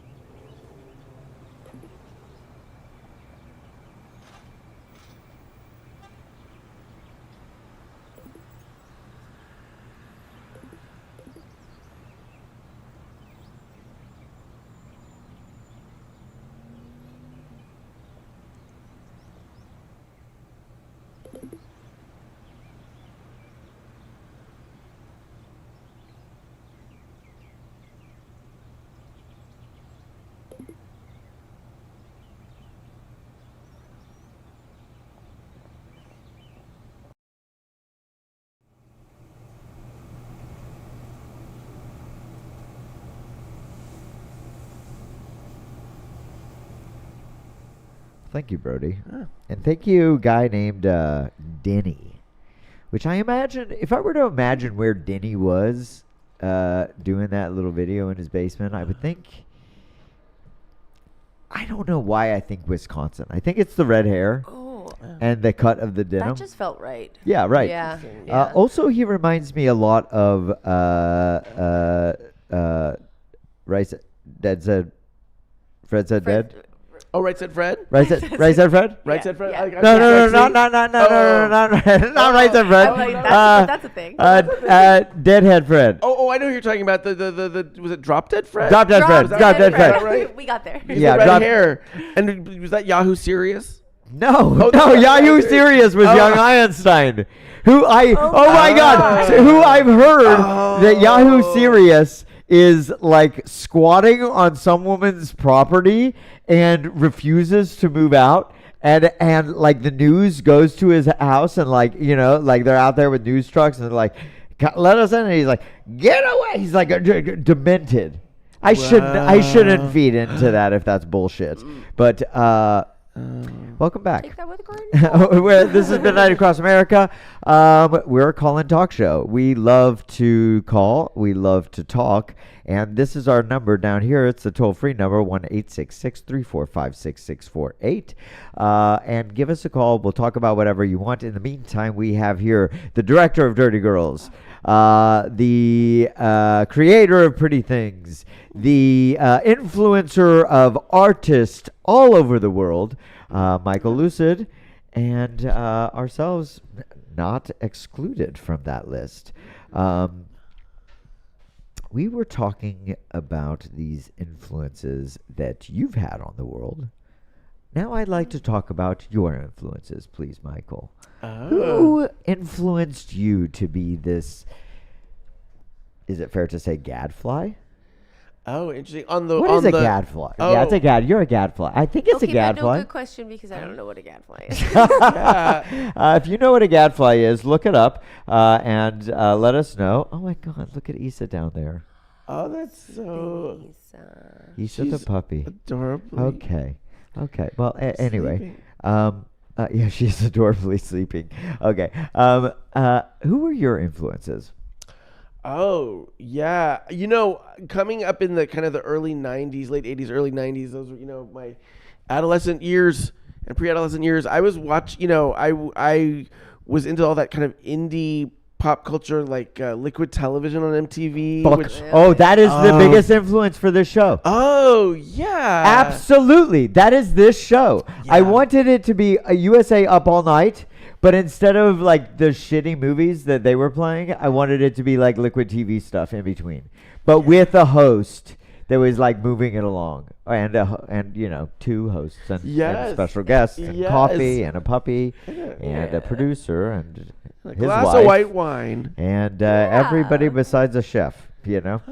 Everybody besides a chef. We're doing that by ourselves. Anyways, you were saying, who were your influences? Oh yeah, so that definitely Liquid Television, and then all the comic books. I was really into indie alternative comics. Love and Rockets was huge for me. Huge. Okay, yes, by the Hernandez brothers and 8 Ball by Daniel Close and all the Fantagraphics comics. It was all these indie. I mean, that really like shaped. We all have those formative things, and for me, it was those comics. I think all those indie comics, which is also how you got down with the Dirty Girls. Because if you're a Dirty Girl, please call in. Anyway, the Dirty Girls, they were doing their own zines, and that's kind of how your school revolted against them. Yes. Would you say the Dirty Girls were an influence on you? Definitely. It was I think about that actually, like. It's sort of the chicken or the egg, because it's like I feel like I was the older kid at school. I was the senior, and that was last time I came on the show, maybe we kind of also touched on this. There was so much bullying of the Dirty Girls because they were all 12, 13 years old, but the bullying was coming from the 18-year-old seniors, which was crazy. And I think it's because, looking back on it, the seniors resented that the Dirty Girls were upsetting the order, the hierarchical order. If you're an upperclassman, you're supposed to be the kings and queens of the school, and it's the middle schoolers who are supposed to look up to you. Right. Oh, so cool. And they were fucking that shit up. Yeah, that's hilarious. They were turning it all around. Which is surprising, that was happening that way. I feel like that happens a lot with generations, with like a younger generation that challenges the old order. The old guys start bullying. Right. Try and put them back in their place, right? That's so true. It's kind of this archetypal thing where the old order, resisting these new voices. And because I remember being a 7th grader, 8th grader, and I knew who the seniors were, and I looked up to them. And we literally, they were role models for us. So for it to be flipped, I think that just like threw everyone for a loop. So given you were older looking, at these younger girls, but you didn't feel threatened by them. You were interested in them. Totally. Right? And I was coming to it from this place of being gay and seeing them as these provocateurs. And I was coming from, Madonna and her sex book and all of that. That was what I came up on. And it was, all about being provocative, pushing the envelope. Right. If you're not shocking people and creating an outrage, then what are you, you're not, what are you doing? What are you doing? His face lighting up. I agree. Yeah. Yes. John Waters. Yeah, exactly. I had a unique experience. When I first moved to New York, there was this guy named Tim Murray. He had been like kind of a stage, like a sideshow performer in this band called the Genitorturers, and fell into like my purview when I was like 19 years old. I think he was like maybe 40. He just recently passed away from a heart attack, by the way. So rest in peace, Tim Murray, and blessed be to him, and his family and whatever. He kind of took me under his wing and got me my first job in New York at this bar called Lux Bar, and they would have cosplay Mondays where everybody would cosplay as trauma characters. Wow! And then on Tuesdays I ran a B movie night, and I was a huge fan of John Waters, and even at my Blockbuster that I was a manager. All right. shift supervisor. Yeah. And I even there, I couldn't get some of like John Waters movies that I wanted. But you move to New York, and then there's Kim's Video, and you start playing these like insanely dark things. Some of which, and I got to be the one doing it. They would pay me with like $20 and a pitcher of beer. Oh wait, am I behind? Oh, there it is. Yeah, okay, there we it got a is. minute Okay. left. Okay, I felt it coming. I felt it coming. Yeah, right? Okay. We're trained to feel midnight. Yeah. And let me see. Let me just see what I'm sorry. Oh, yeah, no. Let me see what I've got going on around here. Let's see. Oh, you know what? We're going to go to break, and we're going to play another one of your videos. Oh, thank you. Yay. And then we're going to come back with another performance by our special guest, and I'm very excited about that. And I realized I talked too quickly again. Fill the gap. Oh, we can do a little dance, a little song, and a do. Woo! Cheers.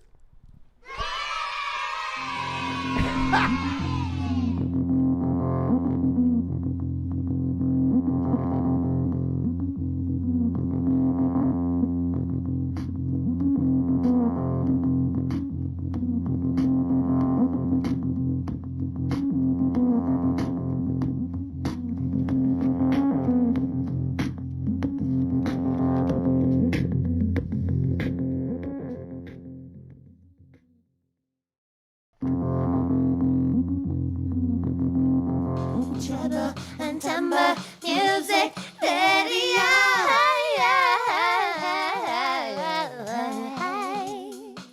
Always a bad girl. Always, always a bad girl. Always a bad girl. Always a bad girl. Rosa Parks was a bad girl. Back of the bus, she's always a bad girl. Amelia Earhart was a bad girl. Flying her airplanes, bad girl. Joan of Arc was a bad girl. Burning on that cross, she's always a bad girl. Frida Kahlo was a bad girl. Shaggy Unibrow and a tumultuous heart. Always a bad girl. Always a bad girl. Always a bad girl. Always a bad girl. Chelsea's still a bad girl. Chelsea Clinton, always a bad girl. Karen Carpenter was a bad girl. Wasting away from bulimia, a bad girl. Chelsea's daddy's lover was a bad girl. Monica Lewinsky, always a bad girl. Susan B. Anthony was a bad girl.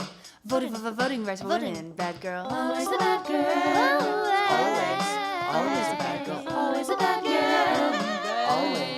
Always a bad girl. Barbara Walters was a bad girl. Made all the stars cry. Bad girl. Marie Antoinette was a bad girl. When you eat her cake, you'll feel her power. Margaret Thatcher was a bad girl. Conservative leader of Britain, bad girl. Mama Cass was a bad girl. Sang her heart out for all you guys. Always a bad girl. Always a bad girl. Always a bad girl. Always a bad girl. Harriet Tubman was a bad girl.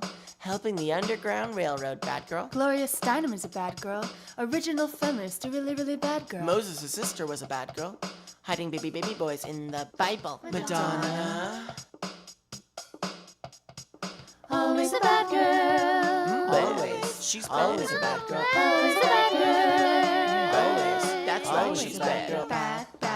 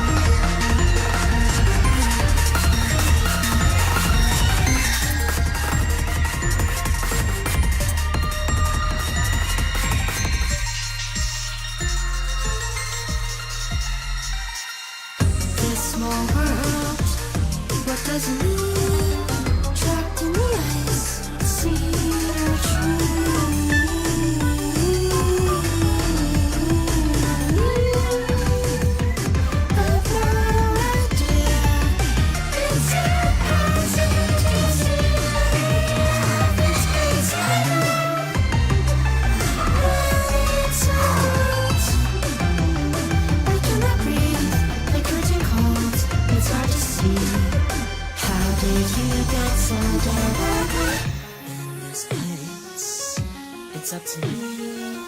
How does it end? Who are we?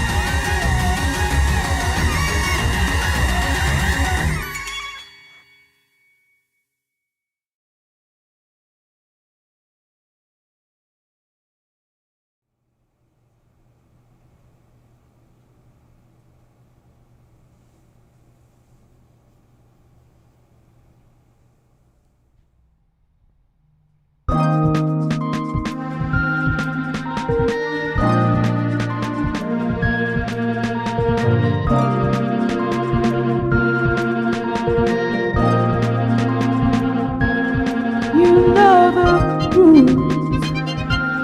You are my sanity, my okay. You are my satellite, passing by, going on and on forever. You say you know Jesus, well, okay. You are my satellite, passing by, going on and on forever. And ever, ever, ever, ever, ever. And ever, ever, ever, ever, ever. And ever, ever, ever, ever, ever. And ever, ever, you know my step. I know I said this already, it's okay. You are my satellite, passing by, going on and on forever. You are my gravity, so please stay. You are my satellite, passing by, going on and on forever. And ever, ever, ever, ever, ever. And ever, ever, ever, ever, ever. And ever, ever, ever, ever, ever. And never, never, never. Ooh. Ooh.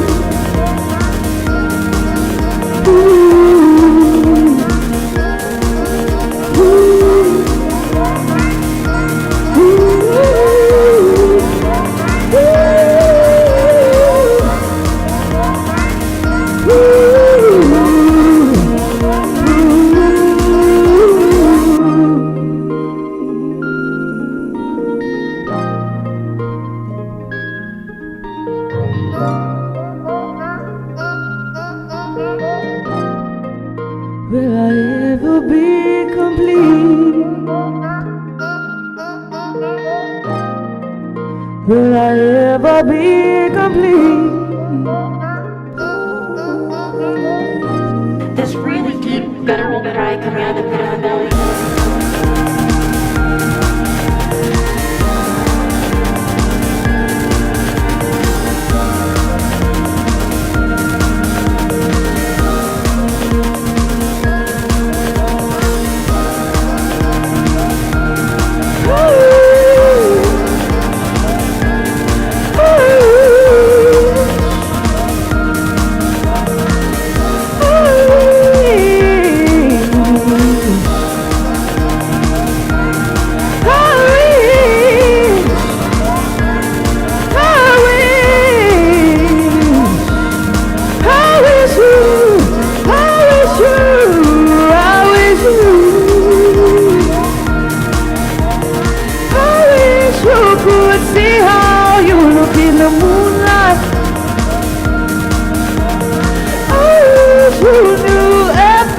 everything will be alright.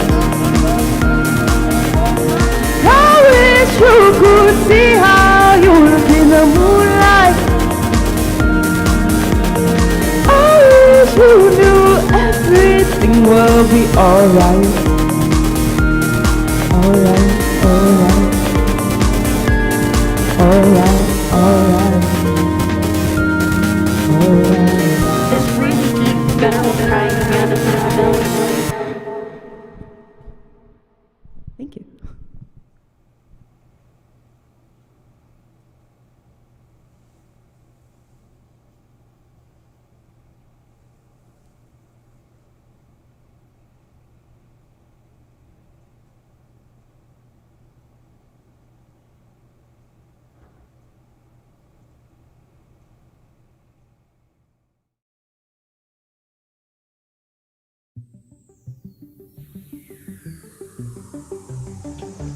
Arms that lie along a table or wrap about a shawl. And should I then presume? How should I begin? Shall I say I have gone at dusk through narrow streets and watched the smoke that rises from the pipes of lonely men in shirt sleeves leaning out of windows?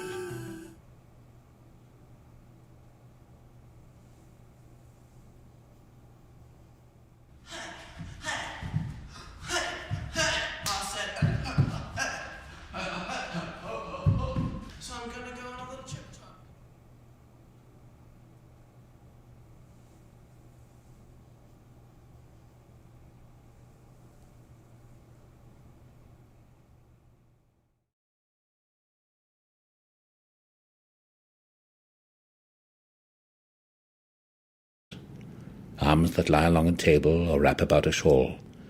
And should I then presume? And how should I begin?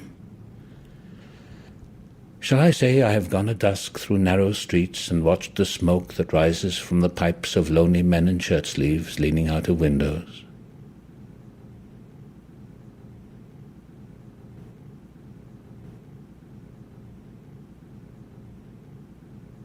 I should have been a pair of ragged claws scuttling across the floors of silent seas.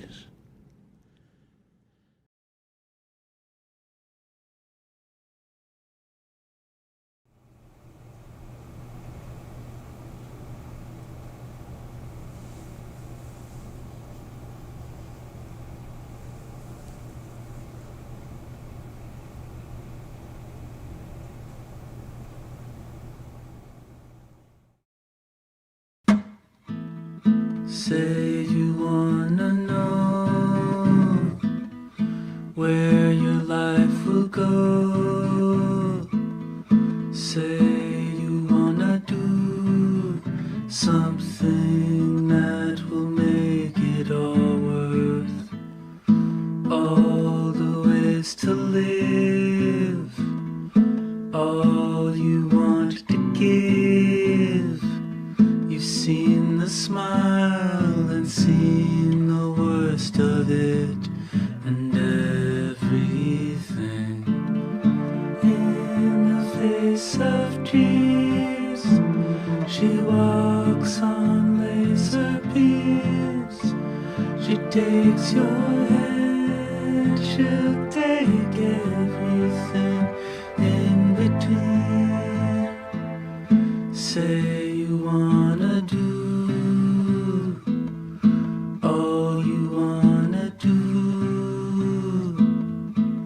Endless open road, got nothing on it that you know. Trying to find a way, it is another way. How did I become what I never realized? The changes in my mind. I went inside a time machine. I can't remember the way I was in between.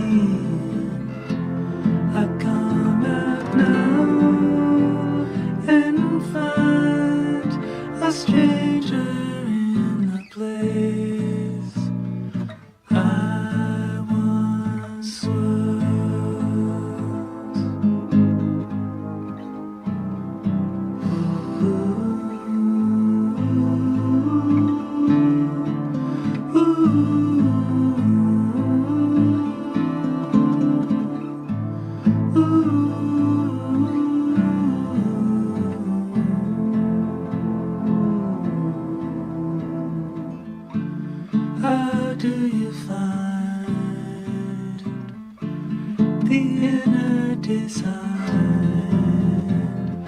Go to the edge, destroy the old forms and start again. Life shows you everything.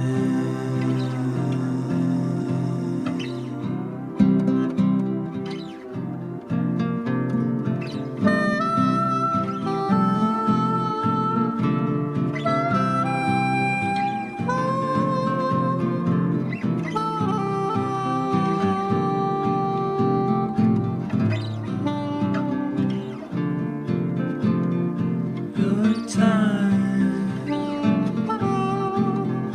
your time.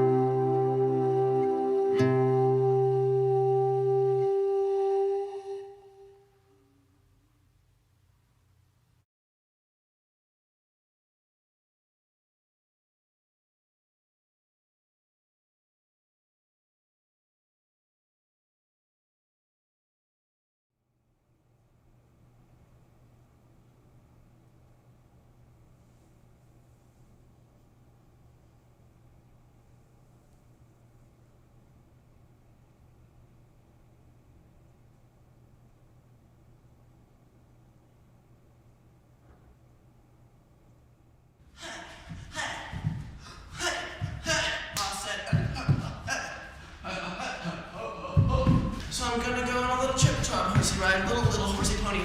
Hiss, hiss, hiss, hiss. What did you go to the world? Hey, hey, hey, I say it. Go ahead, hey, hey.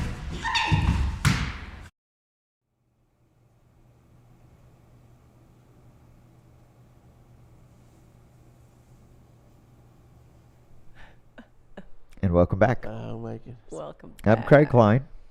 Oh, I'm Mallory. And And I'm Michael. Hi. Hi. And Hello. it's the last hour. I didn't even realize it was the last hour. Oh, by the way, what an amazing performance from. Omotola. Oh Yeah, gosh, I you just know. am so honored. Yeah. To have her here. Oof, And then dream. as soon as she's here, she's gone. So. I hope Thank we you. find her Thank you, again. Omotola, and thank you for this wonderful ghostly experience here. You know, I knew when we checked in here, for those that know, we were looking for ghosts. Yeah. And sometimes you just have to leave a chair open. Sometimes you just have to leave a chair open. You sometimes just have to leave a chair open. That's something that I've been realizing, you know? We talked about it a little bit before the show. Is this rug psychedelic to anybody else? Oh, it is kind of like vibrating. It is, right? It is. It is. Okay, so it's not just me. No. Yeah. It's like it's licking me. Okay, we have a caller. Oh, right. Hey, let's get that caller on the line, and I hope this is interesting because we've got, I think, a couple of callers lined up. So first of all, caller number one, hit me. Hello. Hello. Hello. Who is this? Diana. Oh, Diana, how are you, sis? Repeat caller. We love Diana. Yeah.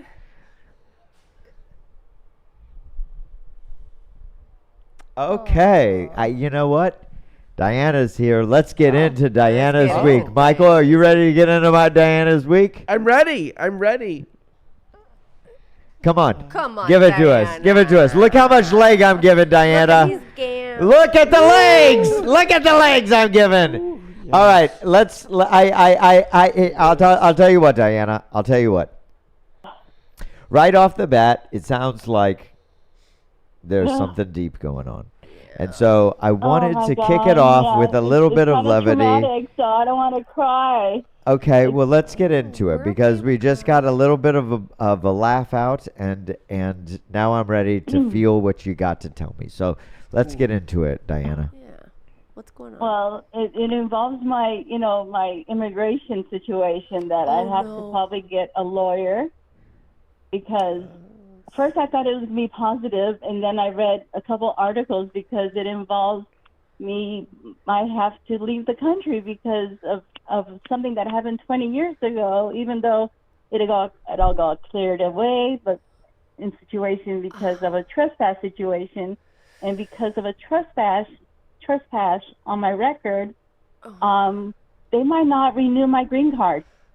Okay, this is something, before we go on, I want to be very mindful that we are doing this in a public forum, Diana, as much as I know. really want to, okay, I just really want to check in. Well, yeah. It's, I know, I understand that. Okay, cool. I know you understand. I just it's on my wanted to record. Be mindful of that. I understand. Yeah. It's on my record, so it's not. I'm not. So, right, like it's already there. Yeah, it's already. Yeah, I know. I'm not going to lie by anything. So FBI already checked my record 10 years ago, and they already renewed it. The INS and whatever. So I'm not. There's nothing I'm not lying about anything. Everything got cleared 10 years ago when I renewed it. So there's nothing I'm gonna lie when I renew it online again. So there's nothing I'm gonna.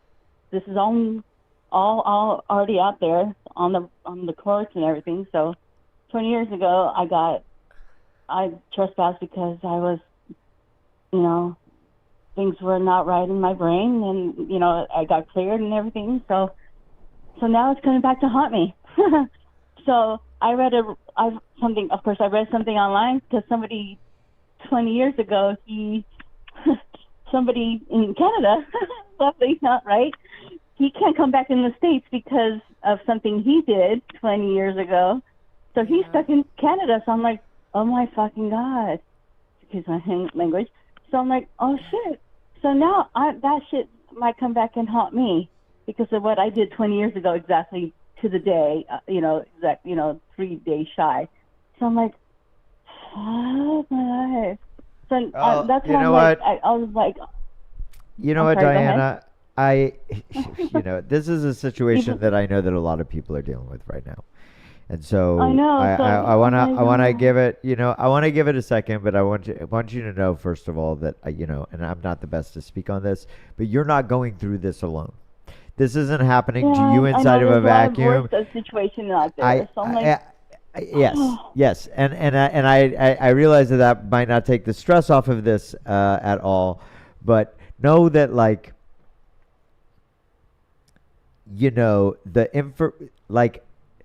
there is access becoming available to people to try to prevent these measures right now.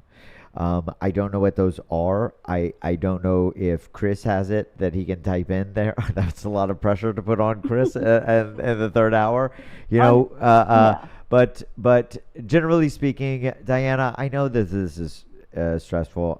I'm really happy that you're sharing this with us, but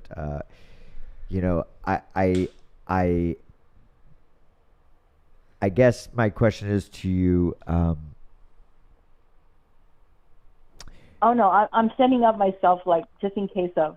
I'm getting a power of attorney so my daughter can have my property in case of, just so she can sell my property in case of. So, in 3 months I can start the process of. What a weird place in America. We are. Yeah, because so she can sell my property in case I can't renew my green card, because technically my green card expires next May, and I can't start the process until until Veterans Day of all days. So I have to start the process online because I can't start the process early. I have to start 6 months before it expires.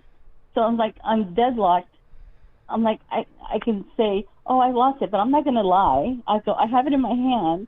Yeah. So I'm like, I'm going to start preparing just in case of. Well, I think that it's good that I think that it's for my daughter, so everything. I think that it's good that you're doing that for her.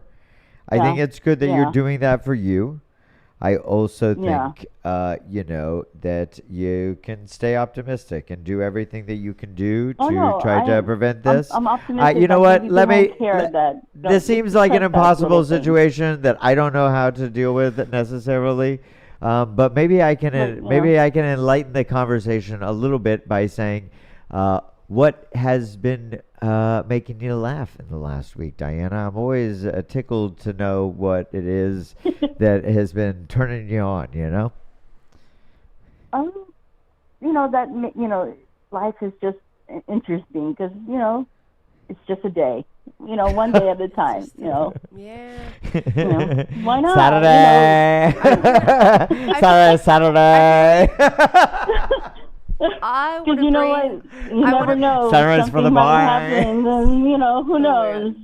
I want to bring this whole thing back to this, bring Diana, it back to this, why you called us in. I mean, those of because of I us who, saw your happy face. Because I know. realized I'm like, and that's about community, I saw your happy isn't face, it? and I wanted to call you guys because I wanted something to cheer me up today. And you guys cheered me up by seeing you guys are on today. That's what I wanted. There we go. Bring That's it what we back do. to because That's what we do. That's why I wanted to call you guys, and I'm like, I didn't want to bring you down, and I'm like, you guys. No, you did not bring us down. In fact, let us bring you up, because I know that one thing that we have been learning from our friend Michael here. Beautiful today, by the way. Thank you. Oh, thank and you.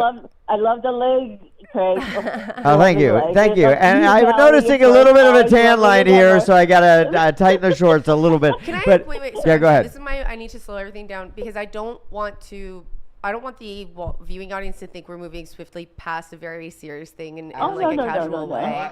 And also, no, I'm not saying that you were. I just it's like I we love you, Diana. It's so wonderful that you called in. Thank you for being so open. Yeah, of course.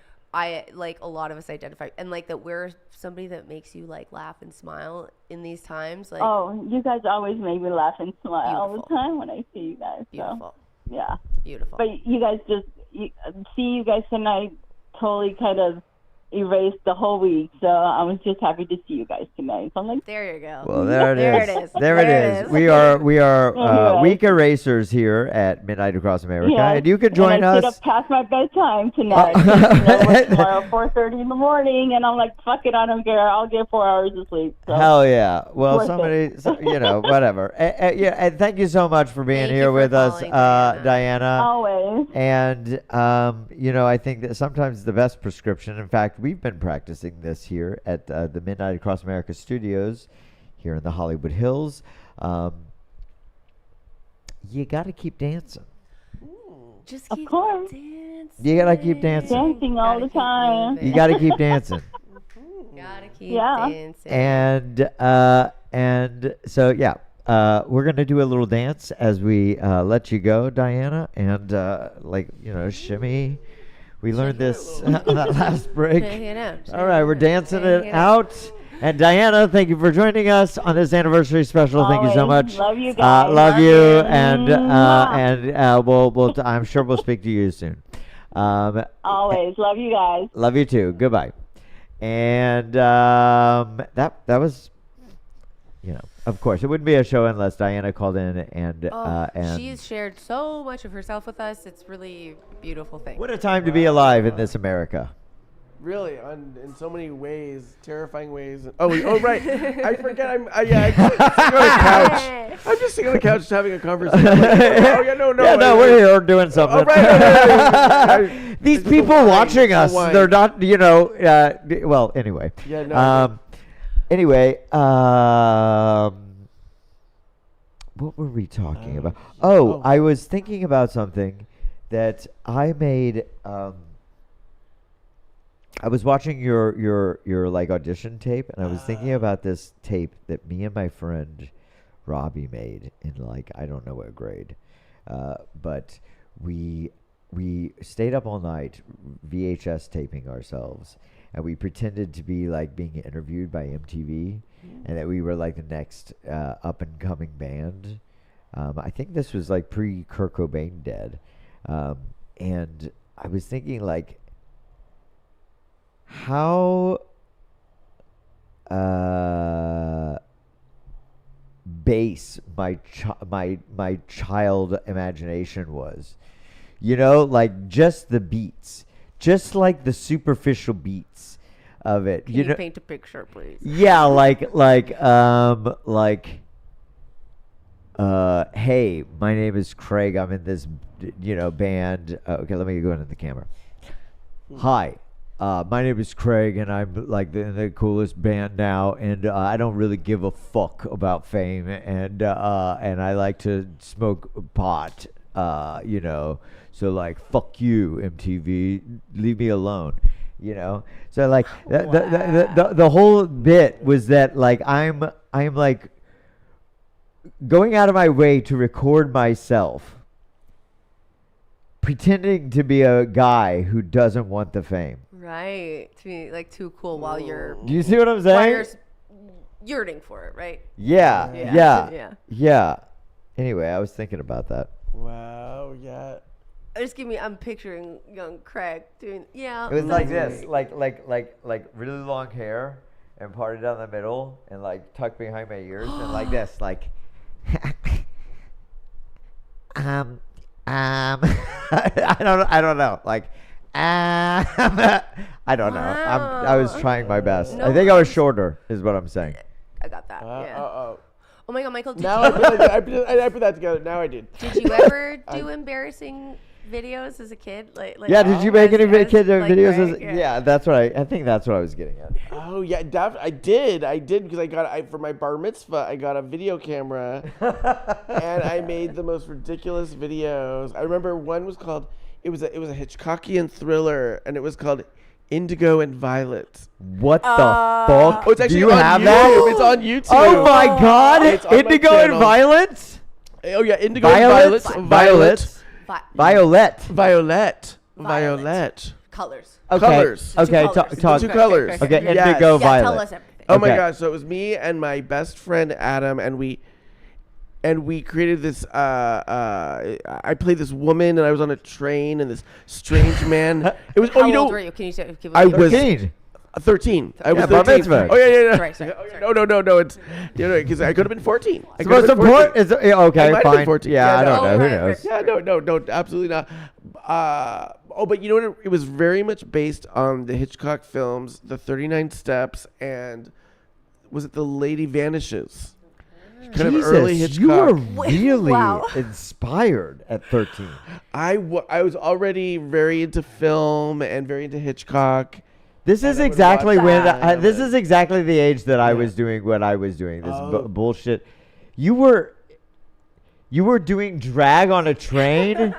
Yes, although the train was my living room, but yes, but sure. And you weren't even. Okay.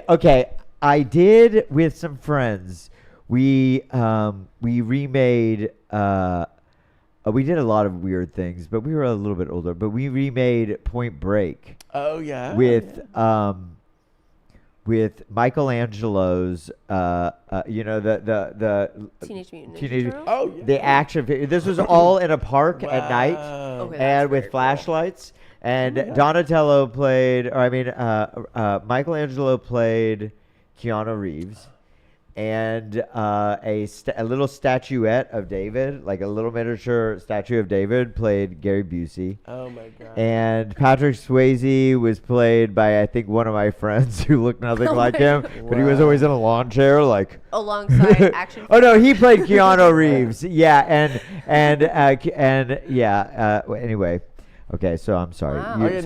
You made this noir. Oh, yes. Yeah. Oh, and in your video, so some of the characters were Ninja Turtles and some of the characters were human, life-size humans. Yes, That's and the- some- Interacting with each other. Yeah, but they were just all cut shots. You know, like they weren't actually. So they were never like acting together. Yeah, Oh, okay. no. I would love to see that. That was a great thing about a Sony Handycam and a grass background at night. And when you put that that night filter on it, that was really greenish? Yeah, that you can see through people's clothes. Oh. It really like makes this weird. Yeah, you know what I'm saying? So I do.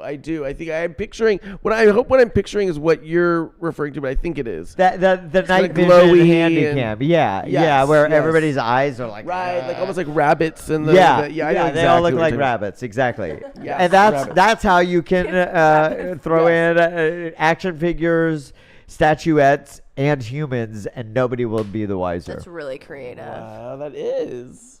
I like that. I don't think it was as good as the noir.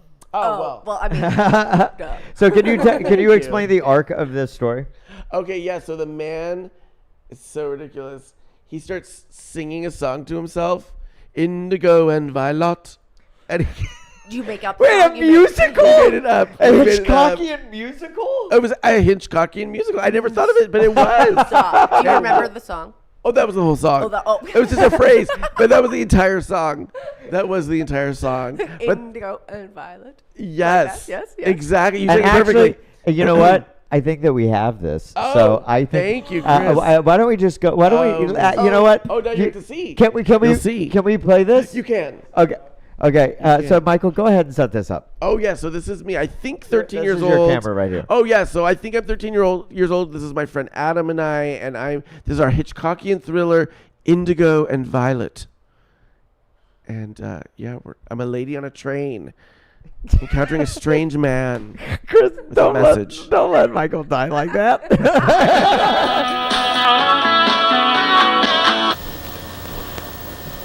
Excuse me, ma'am, is the seat taken? No.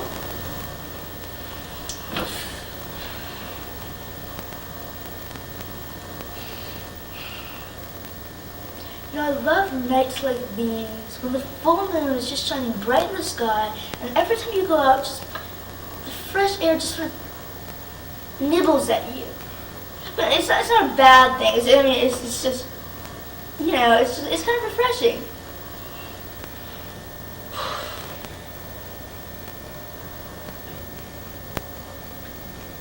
You know, there's something about train stations that just gets to me.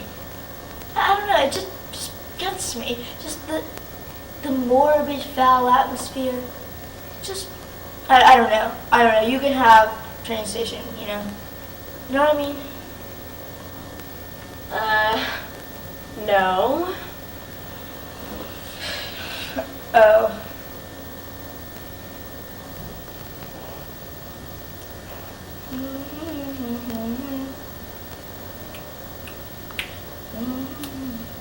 Do you hate it when you have like a song going through your head and it's just in there, it's just all day long, it's just like, you can't get it. Just, what is that song? Indigo and Violet. Oh, go ahead. Indigo and Violet. Oh, go ahead, I love that song. It's just really song.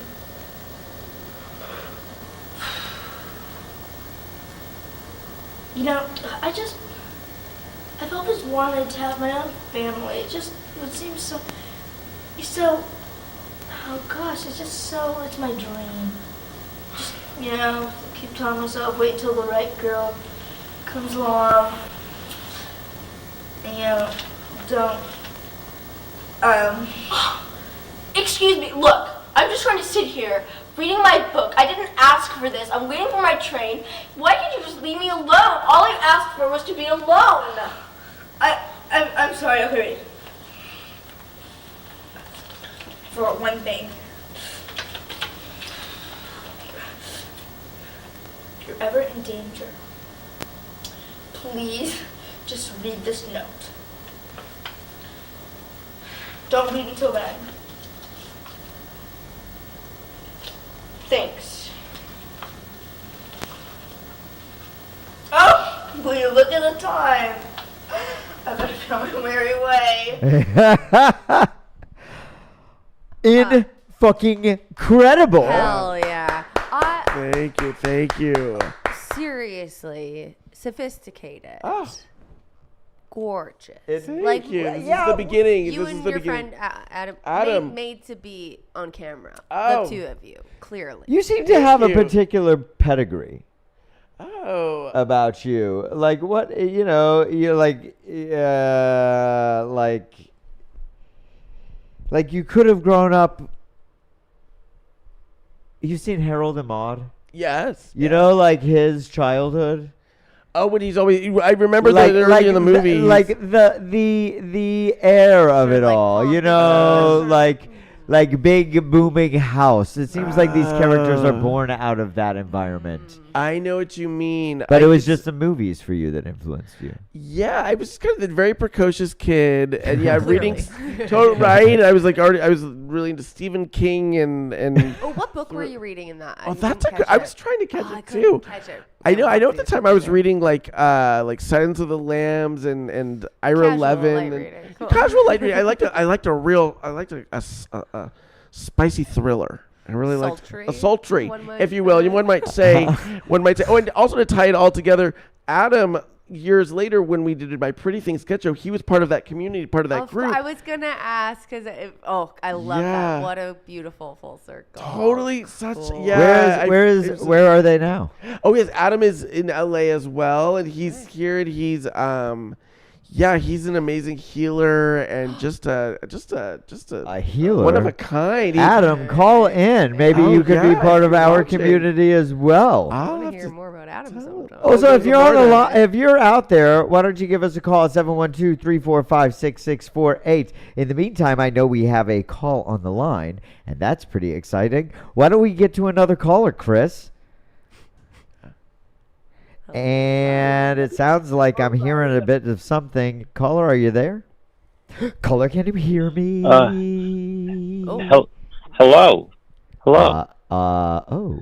Hello. This could be interesting. Hi, hello. Who is this? Second. All-time listeners. Second-time caller. Hey, it's your friend. So, I called a year ago. You did. You did. On your birthday. Happy birthday. Right? Is that right? Oh, hey, thanks. It's your birthday. Wow, happy birthday. Wow, happy birthday. Oh, thank you. I appreciate you delaying the show by one day this year. Yes, for your birthday, actually. Actually. That it could fall on my birthday. 100%. So I could call in. Obviously, that's 100%. what you were thinking. Yes, of course it. Yeah, naturally. Yeah, naturally. Yeah, We were waiting for your call. Where you are nice for you to show up, Vince. We did it for you. This party for anyway. You to show up. Yeah. So what's on your mind tonight? How have you been enjoying the show? Would you mind? I'm gonna step off frame and get some pot to smoke. Great. Let me talk to my friend Vince. Yeah. Hey, Vince. Hey. Oh, hey. Have you been watching? So I only got to see the last few minutes because on my way home I called Blaine, and Blaine and I had a lovely conversation for a while. Our operator Blaine for a while. Yeah. And then it occurred to me while I was on hold for quite too far long, I was like, oh, I could be watching on my iPad while I'm on hold. I don't have to only watch on my phone. Okay. And then, of course, the second I started doing that, that's when you answered the phone. So I only saw that 2-minute short film. Well, that was a great 2 minutes to see. But it was nice. Yeah. Okay, something you have to know about Vince, Michael. He's the most objective person in the world. You can just trust him to say the truth always, and it's like not ever with any power over under. It's just like that's exactly how he thinks about things always, which is kind of refreshing to me sometimes. Yeah. That's your birthday gift tonight, Vince. Thank you. What you got going on? Why'd you call in? Oh, well, because the show was happening, and then I remembered that it was my birthday, and I knew that I had called in last year on my birthday and had a lovely time starting my birthday in such a way. And so I said I should call in again because who do I want to talk to besides my friends Craig and Mallory? That's so nice, Vince. Thank you for starting your birthday with us. Also, we're doing a lot of we're having our favorite people on from last year on, so very fitting for you to call it this time too. What you got planned for your birthday? Same as last year. I'm going to go mini golfing, although this year it threatens to rain today. Oh, so no. I might have to go indoor mini golfing, which there is a place, but as a seasoned mini golfer, I can tell you the indoor place sucks, and so that's my backup option. Bummer. Well, I hope it doesn't rain for you. Yeah. It's one of those weird summers where, like, every day in the forecast is rain, and then some days it does, and some days it doesn't, Or, like, So it'll rain weird. for, like, 45 minutes and be like, it rained today. Are we describing a movie? No, just talking about the weather Yeah. as it will impede his birthday plans, which is outdoor mini golfing. But don't worry, as a backup, indoor mini golf.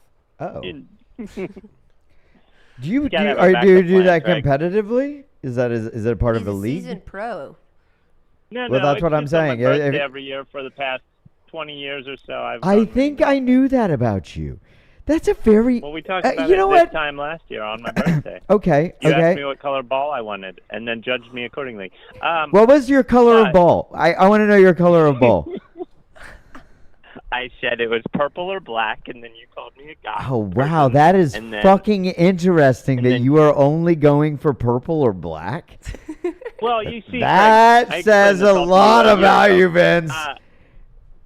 Purple is my favorite color. I know. Black is a good color, and I live in a land where my favorite football team has the colors purple and black. But It's those were very my goth favorite of colors you. before I was That's into football. that's exactly what you said last year. And did you know that a group of ravens is called a unkindness? Unkindness. Isn't it a murder?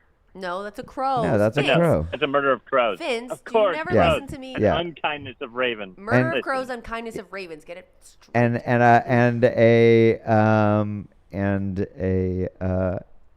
a plague of grackles. Really? Really? Oh. I could make what? that up, but I'm not. There was a coven of something, wasn't there?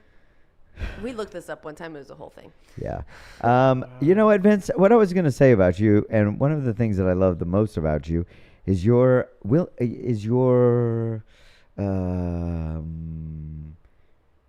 consistency. Thank you. And it's almost like I don't know. It's something that has come up and I've noticed about you a lot. Do you? Is this new information to you? Like I am that you're remarkably consistent. I mean, I don't think that's new information to me. I Yeah. make the claim that I am, but everyone changes over time. But I try not to Yeah. because I already think I'm the best. Why should I change? That's a joke, but it's also not a joke. Yeah, right, right. So then you know. So that okay, I was like Very really on brand passively and everywhere. weirdly, like beating around the bush. So then you feel like that is something that you're aiming to be.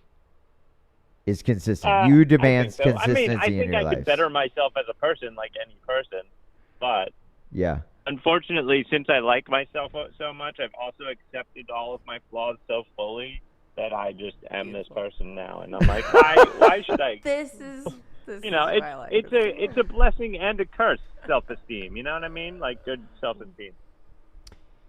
Yeah, I guess so. All right. What do you mean? 4 minutes till what? A minute. Till the end of the show? Yeah. No way. 4 minutes till it's my birthday where you are, because you guys haven't Right. got to celebrate yet. Thank you so for clarifying. I know you're Huh.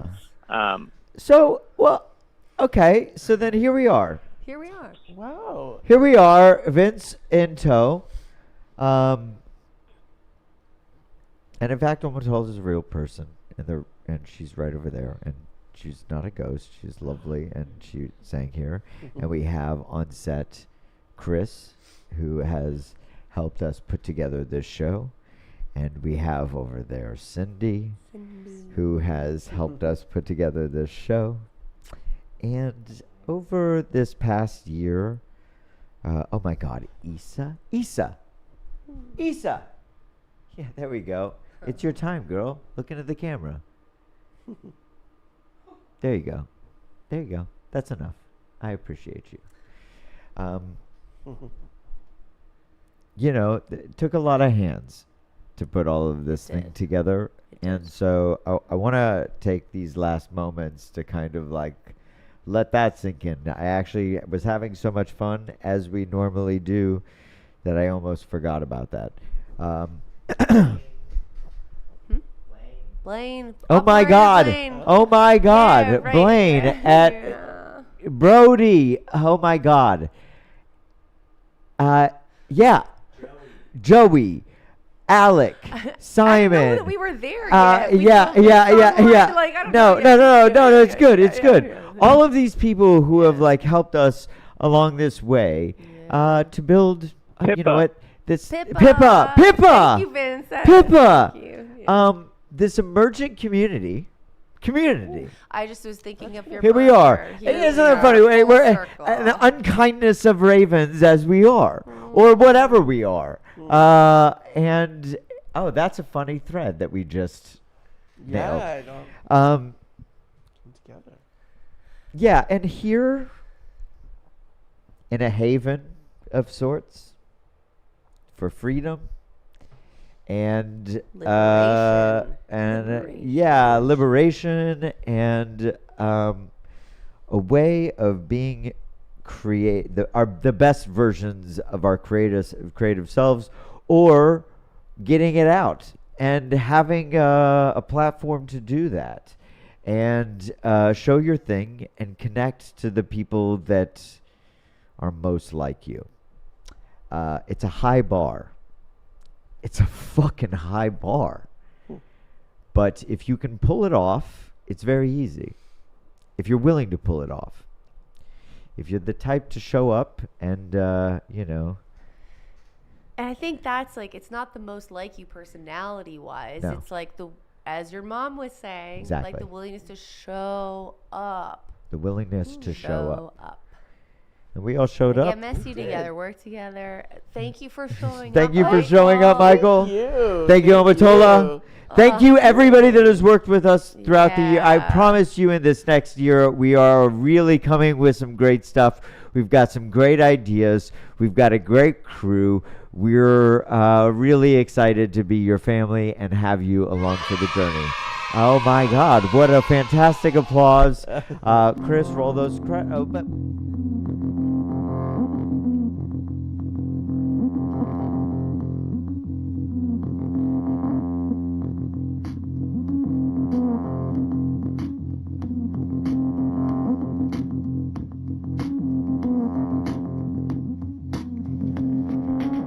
Hey, midnight. But it's not just midnight, it's the end of our show. And we've had a great time. Thank you, everybody, again. And really, everybody along the way. Big hearts to Alec. We're sorry for your loss. We felt what you feel. And love you. And see you on the next one, kids. Look out for us. Michael Lucid. Follow Michael Lucid. Follow Omotola. Check the links in the thing. Roll those credits, Chris. Discord, whatever. Thank